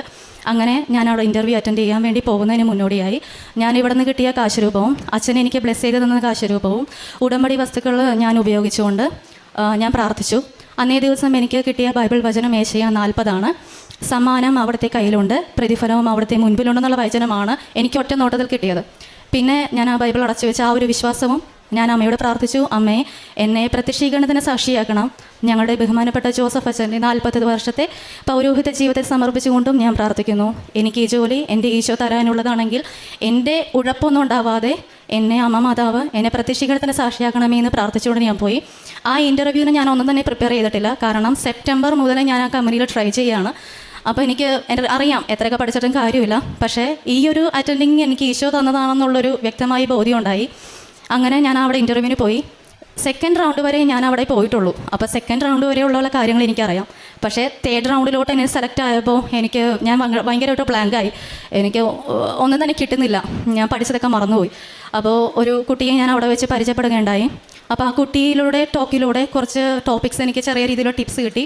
അപ്പോൾ ഞങ്ങൾ അങ്ങോട്ടും ഇങ്ങോട്ടും ആ ടിപ്സ് ഷെയർ ചെയ്തു. ദൈവാനുഗ്രഹം എന്താണെന്ന് വെച്ചാൽ എൻ്റെ പോക്കറ്റിൽ ഉടമ്പടി ഉപ്പുണ്ടായിരുന്നു. അപ്പോൾ ഈ ടെൻഷനൊക്കെ ഉള്ളതുകൊണ്ട് ആ ഉപ്പ് എൻ്റെ കയ്യിൽ വെച്ച് വിയർപ്പിലായിട്ട് ഇതായിപ്പോയി. അപ്പോൾ ഞാൻ തേർഡ് റൗണ്ടിലോട്ട് പോയപ്പോൾ അവിടുത്തെ ടേബിളിൽ ഞാൻ ഈ ഉപ്പ് കുരിശ് അവിടെ വരച്ചു ആ മേശയിൽ. അങ്ങനെ ഇൻ്റർവ്യൂവിന് അവിടെ പാസ്സായി കിട്ടി. അതിന് ഈ പാസ്സായി കിട്ടിയതിന് ശേഷം ഞാൻ അവിടെ നിന്ന് ഇറങ്ങിയപ്പോഴാണ് ഞാൻ ഓർക്കുന്നത്, എന്നെ ഹെൽപ്പ് ചെയ്ത ആ കുട്ടിയുടെ ഡ്രസ്സിൻ്റെ കളറും എന്നെ സെലക്ട് ചെയ്യാൻ വേണ്ടി എന്നോട് ഇൻ്റർവ്യൂവർ ചോദിച്ച ഇൻ്റർവ്യൂവിൻ്റെ ഡ്രസ്സിൻ്റെ കളറും വന്നിട്ട് ബ്ലൂ ആയിരുന്നു. അങ്ങനെ ഞാൻ ഇൻ്റർവ്യൂവിന് പാസ്സായി. ഞാൻ അതെൻ്റെ അമ്മയോട് വന്ന് പറഞ്ഞപ്പോൾ അമ്മച്ചിക്കും ഭയങ്കര സന്തോഷമായി. അതിനുശേഷമാണ് അറിയുന്നത് ഇനി അസസ്മെൻ്റ് എന്നുള്ളൊരു കടമ്പ. അതെനിക്ക് വളരെയധികം സ്ട്രഗിളായിരുന്നു. ഞാൻ അസസ്മെൻ്റ് ഒന്നും ഇതുവരെ അറ്റൻഡ് ചെയ്തിട്ടില്ല. അങ്ങനെ ഫസ്റ്റ് അസസ്മെൻറ്റ് വിത്തിൻ ഫസ്റ്റ് വീക്കിനുള്ളിൽ തന്നെ വന്നു, ഫെയിലായി. സെക്കൻഡ് ആൻഡ് ഫൈനൽ അറ്റംപ്റ്റ് ആണ് അസസ്മെൻറ്റിന്. അപ്പോൾ ഒരുപാട് ടെൻഷനായിരുന്നു. അപ്പോൾ എൻ്റെ അമ്മച്ചി പറഞ്ഞു, നീ അറ്റൻഡ് ചെയ്യുന്നതിന് മുൻപ് അച്ഛൻ്റെ ബ്ലെസ്സിങ് പോയി മേടിക്കുക, നന്നായിട്ട് പ്രാർത്ഥിച്ചിട്ട് അറ്റൻഡ് ചെയ്യാൻ പറഞ്ഞു. അങ്ങനെ ഞാനിവിടെ ഫെബ്രുവരി 26 അതിന് മുന്നായിട്ട് ഫെബ്രുവരി 26 അച്ഛൻ പറഞ്ഞു ഗോൾഡൻ 7 എന്നുള്ളൊരു നമ്പർ. അപ്പോൾ ഞാൻ ആ ഫെബ്രുവരി 7 ഈ ഇൻ്റർവ്യൂ ഞാൻ അറ്റൻഡ് ചെയ്യുന്നത്. അപ്പോൾ ഞാനത് റിലേറ്റഡ് ആക്കി. അങ്ങനെ ഫെബ്രുവരി 26 ഈ നമ്പർ പറഞ്ഞതും 27 എനിക്ക് ബഹുമാനപ്പെട്ട ജോസഫ് അച്ഛൻ ഒരു സ്വപ്നത്തിൽ വന്ന് ഡേറ്റ് പറയുകയാണ്, മാർച്ച് 15 എന്നുള്ള നമ്പർ. അപ്പോൾ ഞാനിത് എൻ്റെ ഫാമിലി മെമ്പേഴ്സിനോടൊക്കെ ഞാൻ പറഞ്ഞു, മാർച്ച് 15 എന്നുള്ള നമ്പർ കിട്ടുന്നുണ്ട്, അപ്പോൾ നിങ്ങളെല്ലാവരും പ്രാർത്ഥിക്കണം, എന്താണെന്ന് എനിക്കറിയില്ല എന്ന് പറഞ്ഞു. അപ്പോൾ തന്നെ എൻ്റെ ഹസ്ബൻഡ് പറഞ്ഞു, എടി നിനക്ക് ഇൻ്റർവ്യൂവും അസസ്മെൻറ്റൊക്കെ ഷെഡ്യൂൾ ചെയ്തിരിക്കുന്നത് ആ ടൈമല്ലേ എന്ന് പറഞ്ഞു. അപ്പോൾ അമ്മച്ചി പറഞ്ഞു, എടി 15 എന്തെങ്കിലും ഒരു നല്ല കാര്യം മാതാവ് നിനക്ക് ഗിഫ്റ്റായിട്ട് വെച്ചിട്ടുണ്ടാവും, അതായിരിക്കും ആ 15 എന്നുള്ളൊരു ഡേറ്റ് ബഹുമാനപ്പെട്ട ജോസഫ് അച്ഛൻ സ്വപ്നത്തിലൂടെ പറഞ്ഞതെന്ന് പറഞ്ഞു. അസസ്മെൻറ്റ് പറഞ്ഞത് മാർച്ച് 10 9 ഞാനിവിടെ വന്നു. ആ സമയത്ത് ഇവിടെ പരീക്ഷ നടക്കുന്നവർക്ക് വേണ്ടി ബ്ലെസ്സിങ് നടക്കുന്ന സമയമായിരുന്നു. അങ്ങനെ ഞാനിവിടെ ഡോക്യുമെൻറ്റ്സും കൊണ്ടുവന്നു. അച്ഛൻ എന്നെ ബ്ലെസ് ചെയ്തു. ഒന്നും പ്രത്യേകിച്ച് പറഞ്ഞിരുന്നില്ല. പക്ഷേ ഞാൻ അച്ഛനോട് അങ്ങോട്ട് പറഞ്ഞു, അച്ഛോ മാർച്ച് 15 എന്നുള്ളൊരു ഡേറ്റ് കാണിക്കുന്നുണ്ട്, എന്താണെന്ന് എനിക്കറിയില്ല. അച്ഛനൊന്നും പറഞ്ഞില്ല. എന്നിങ്ങനെ നോക്കി ഞാൻ എഴുന്നേറ്റ് പോയി. അങ്ങനെ നെക്സ്റ്റ് ഡേ ഞാൻ അസസ്മെൻറ്റ് എഴുതി. അസസ്മെൻറ്റ് ചെയ്തപ്പോൾ തന്നെ ഒരുപാട് ഡിസ്ട്രാക്ഷൻസ് ഉണ്ടായിരുന്നു. കാരണം എൻ്റെ പേഴ്സണൽ ലാപ്ടോപ്പ് വർക്ക് ആവുന്നുണ്ടായിരുന്നില്ല. പുറത്ത് പോയാണ് ഞാൻ ആ ചെയ്തത്. അപ്പോൾ ബാക്ക്ഗ്രൗണ്ടിലുള്ള കുറേ ഡിസ്ട്രാക്ഷൻസ് ഒക്കെ ഉണ്ടായിരുന്നു. അപ്പോൾ തന്നെ എച്ച് ആർ എൻ്റെ അടുത്ത് പറഞ്ഞു, ഒരുപാട് ഡിസ്ട്രാക്ഷൻ കാണിക്കുന്നുണ്ട് ലിജി, എന്തായാലും ഞങ്ങളൊന്ന് വെരിഫൈ ചെയ്യട്ടെ എന്നിട്ട് പറയാമെന്ന് പറഞ്ഞു. അപ്പോൾ എനിക്ക് ഒരുപാട് ടെൻഷൻ ഉണ്ടായി. ലാസ്റ്റ് ആൻഡ് ഫൈനൽ ആയിട്ടുള്ളൊരിതാണ്, കയ്യിൽ നിന്ന് പോവോ, എൻ്റെ ആ ഒരു ഉഴപ്പ് കൊണ്ട് പോകുമോ എന്നുള്ളൊരു ടെൻഷൻ ഉണ്ടായിരുന്നു. ബട്ട് നെക്സ്റ്റ് ഡേ തന്നെ മെയിൽ വന്നു, ഡോക്യുമെൻറ്റ്സ് സെൻഡ് ചെയ്യാൻ പറഞ്ഞുകൊണ്ട്. മാർച്ച് 11 മാർച്ച് 13 ഞാൻ ഡോക്യുമെൻറ്റ്സ് സെൻഡ് ചെയ്തു. വെരിഫിക്കേഷൻ കഴിഞ്ഞ് മാർച്ച് 14 എനിക്ക് മെയിൽ വന്നു, ഓഫർ ലെറ്റർ വന്നു. 15 ഞാൻ ഈ ഓഫർ ലെറ്റർ സൈൻ ചെയ്ത് സെൻഡ് ചെയ്തു. ഈ വരുന്ന ഏപ്രിൽ 20 അതായത് നെക്സ്റ്റ് വീക്ക് ഞാൻ US ബേസ്ഡ് ആയിട്ടുള്ള ഇൻഫോ പാർക്കിലുള്ള ഒരു കമ്പനിയിൽ ബെറ്റർ സാലറിയിലാണ് എനിക്ക് ജോബ് കിട്ടിയിരിക്കുന്നത്. അങ്ങനെ ഞാനവിടെ ഏപ്രിൽ 20 ജോയിൻ ചെയ്യുകയാണ്. ഇതാണ് എൻ്റെ ആദ്യത്തെ ജോലി കിട്ടിയ സാക്ഷ്യം. രണ്ടാമതുള്ള സാക്ഷ്യം എൻ്റെ മകളുടെ സാക്ഷ്യമാണ്. ഇവൾ മറിയം നൈറ. ഇവൾക്ക് ഇപ്പോൾ 3 വയസ്സ്. എന്നാൽ കഴിഞ്ഞ നവംബറിൽ 1.5 വയസ്സ് കഴിഞ്ഞിട്ടുണ്ടായിരുന്നു. ഇവൾ കളിക്കുന്നതിനിടക്ക് ഞാൻ കുറച്ച് പണിയുടെ കാര്യങ്ങളൊക്കെ ആയതുകൊണ്ട് ശ്രദ്ധിച്ചില്ല. കളിക്കുന്നതിൻ്റെ ഇടക്ക് 1 രൂപയുടെ വലിയ കോയിൻ വിഴുങ്ങി. അപ്പോൾ ഇത് എൻ്റെ അടുത്ത് മോള് വന്ന് പറഞ്ഞു, അമ്മ പൈസ വിഴുങ്ങി എന്ന് പറഞ്ഞു. അപ്പോൾ തന്നെ ഞാൻ പിന്നീട് മറിച്ചൊന്നും ചോദിച്ചില്ല. ഇവനും വേറെന്തോ കളിയിലൊക്കെ ആയതുകൊണ്ട് ഇവനും ശ്രദ്ധിച്ചില്ല. അപ്പോൾ തന്നെ ഞാനും എൻ്റെ അമ്മച്ചിയും കൂടി ഇവളെയും കൊണ്ട് അടുത്തുള്ള മെഡിക്കൽ കോളേജിൽ കൊണ്ടുപോയി. അപ്പോൾ മെഡിക്കൽ കോളേജിൽ കൊണ്ടുപോയപ്പോൾ ഡോക്ടർമാർ പറഞ്ഞേ, ഇത്രയും ചെറിയ കൊച്ച് 1 രൂപയുടെ കോയിനൊന്നും വിഴുങ്ങാറായിട്ടില്ല, അങ്ങനെ വിഴുങ്ങിയൊന്നുമില്ല, കൊച്ച് വെറുതെ പറഞ്ഞതായിരിക്കും എന്ന് പറഞ്ഞു. അപ്പോൾ ഡോക്ടർ എന്നോട് പറഞ്ഞു, നിങ്ങൾക്ക് ഉറപ്പാണോ? ഞാൻ പറഞ്ഞു, ഡോക്ടറെ കൊച്ച് പറയുന്നുണ്ട്, ഒന്ന് സ്കാൻ ചെയ്ത് നോക്കാൻ പറഞ്ഞു. അപ്പോൾ ഡോക്ടർ ഇവളോട് ചോദിച്ചു, പൈസ വിഴുങ്ങിയെന്ന് ചോദിച്ചു. അപ്പോൾ ഇവള് പറഞ്ഞു, പൈസ ഉണ്ട്, ഇവിടെ ഉണ്ടെന്ന് പറഞ്ഞു. അപ്പോൾ ഡോക്ടർ പറഞ്ഞു, അതിനുള്ള ചാൻസ് ഒന്നും ഇല്ലടോ എന്ന് പറഞ്ഞു. ഞാൻ പറഞ്ഞു, സ്കാൻ ചെയ്ത് നോക്ക് ഡോക്ടറെ എന്ന് പറഞ്ഞു. അങ്ങനെ ഞാനും എൻ്റെ അമ്മച്ചി ഒരുപാട് റിക്വസ്റ്റ് ചെയ്തു. അതിൻ്റെ ബേസിൽ ഡോക്ടർ സ്കാൻ ചെയ്തു. അതൊരു വലിയ കോയിനാണ്. അപ്പോൾ ഡോക്ടർ പറഞ്ഞു, ഇത് എങ്ങനെ ഇത്രയും വലിയ കോയിൻ? കൊച്ചിന് യാതൊരു കുഴപ്പവും ഇല്ല, വിയർക്കുകയോ വോമിറ്റ് ചെയ്യുകയോ യാതൊരു പ്രശ്നവും ഇല്ല, ഇത്രയും വലിയ കോയിൻ എങ്ങനെ കൊച്ച് ഇറക്കി എന്നൊക്കെ ചോദിച്ചു.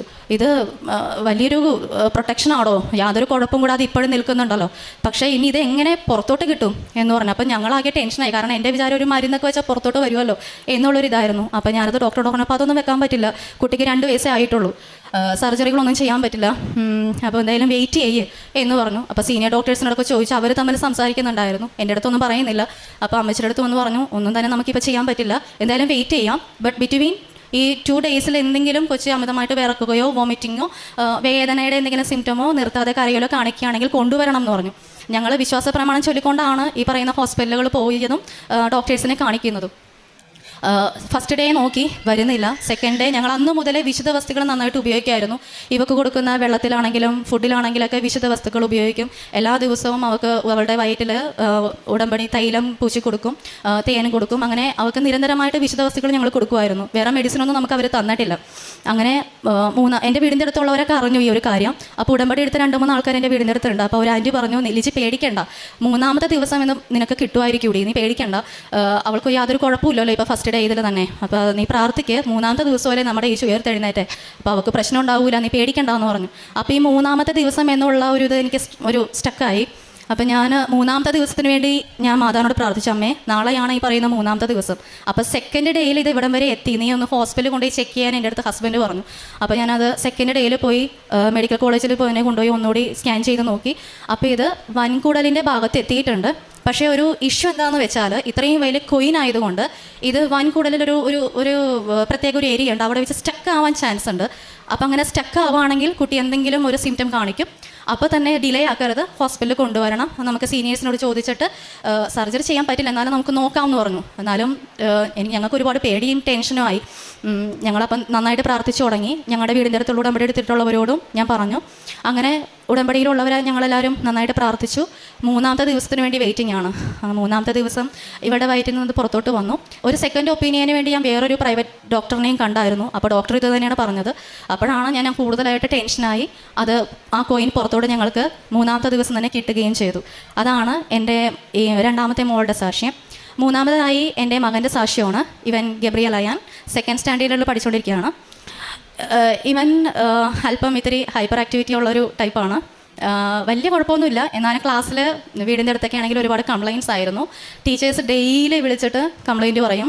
ഗബ്രിയലിൻ്റെ അമ്മയല്ലേ എന്ന് പറയുമ്പോൾ തന്നെ എൻ്റെ കണ്ണീന്ന് വെള്ളം വരും.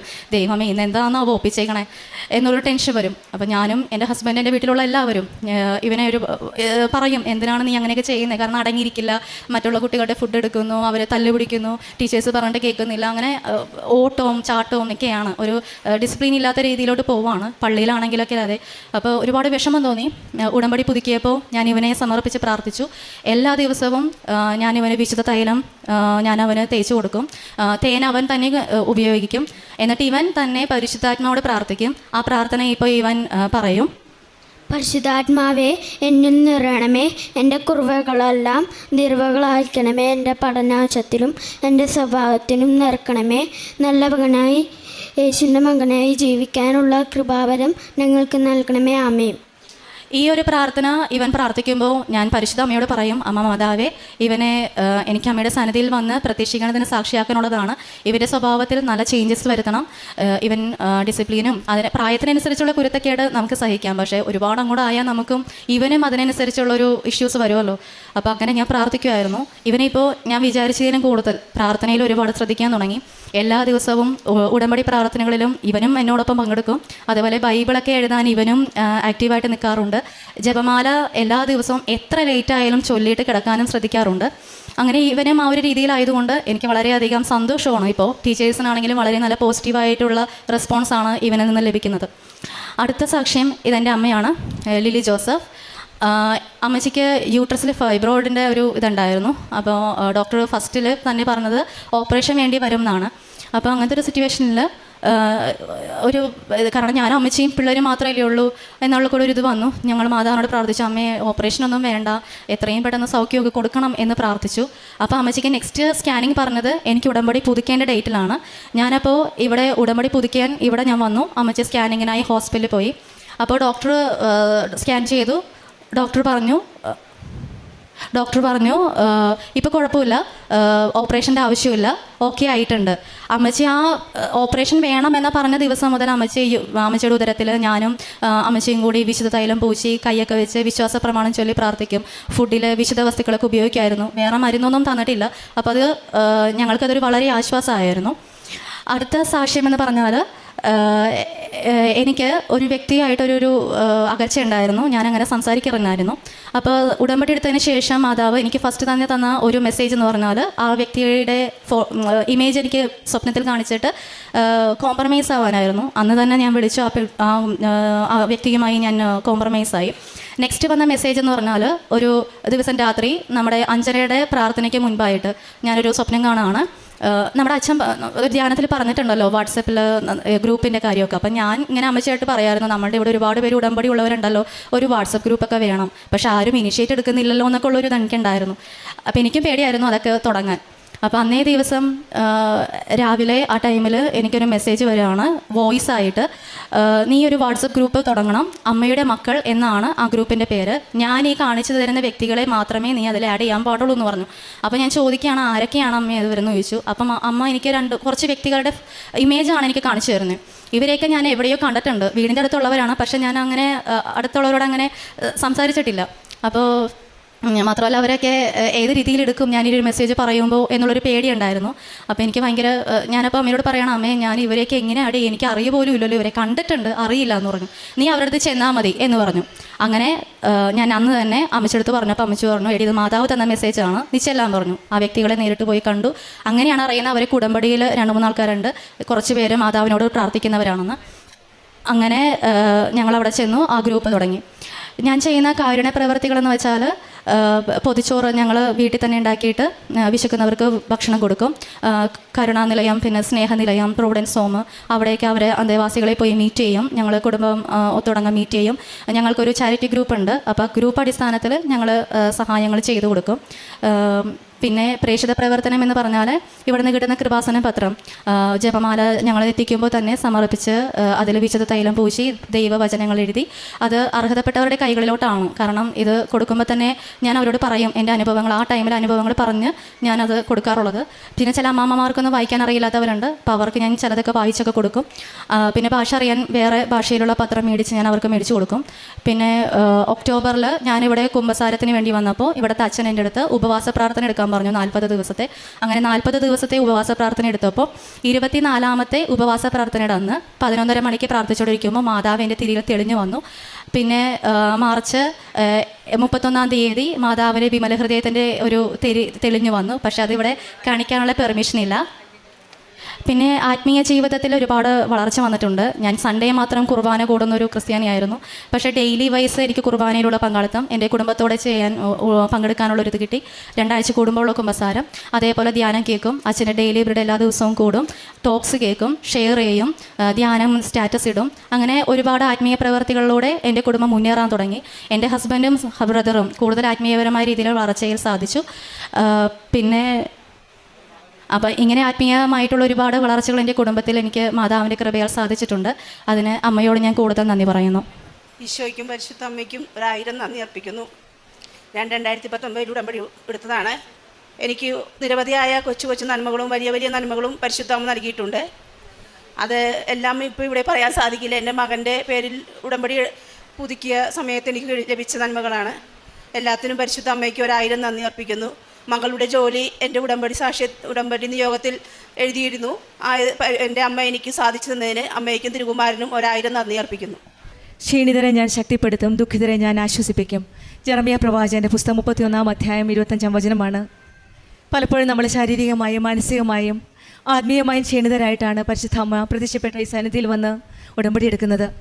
ചിലപ്പോൾ പ്രാർത്ഥനയിൽ നമ്മൾ തളരാം, ജീവിത പ്രശ്നങ്ങളിൽ മടുത്തു പോകാം. എന്നാൽ ദൈവം പറയുന്നത്, നിൻ്റെ ക്ഷീണം ഞാൻ മാറ്റും, നിൻ്റെ ശൂന്യത ഞാൻ നീക്കുമെന്നാണ്. ഉടമ്പടി മക്കളുടെ ജീവിതത്തിൽ ഉടമ്പടി മക്കൾക്കുള്ള ഒരു വലിയ വാഗ്ദാനം ഈശോയുടെയും അമ്മയുടെയും സാന്നിധ്യമാണ്. മരിയൻ ഉടമ്പടി ഒരു ആത്മീയ സമർപ്പണമാണ്.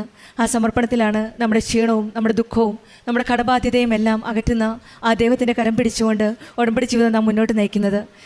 ഈ മകന് പ്രാർത്ഥിച്ച് വിശ്വാസപ്രമാണം ചൊല്ലി പ്രാർത്ഥിച്ചതിൻ്റെ ഫലമായിട്ട് ഈ മകന് നല്ലൊരു ടീച്ചേഴ്സിൻ്റെ ഭാഗത്ത് നല്ലൊരു ഒപ്പീനിയനാണ് കിട്ടിയത്. അത് ഈശോയുടെ മമ്മയുടെ വലിയൊരു കൃപയാണ്. കാരണം ഈ മകൾക്ക് അത് മാത്രമേ ചെയ്യാൻ സാധിച്ചുള്ളൂ.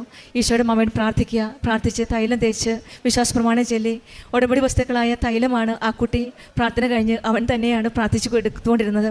അതിൻ്റെ ഫലമായിട്ടാണ് ഇന്ന് നല്ലൊരു മകനായിട്ട് പരിശുദ്ധമ്മയുടെ പ്രത്യക്ഷീകരണത്തിൻ്റെ സാക്ഷിയായിട്ട് വന്നു നിൽക്കുന്നത്.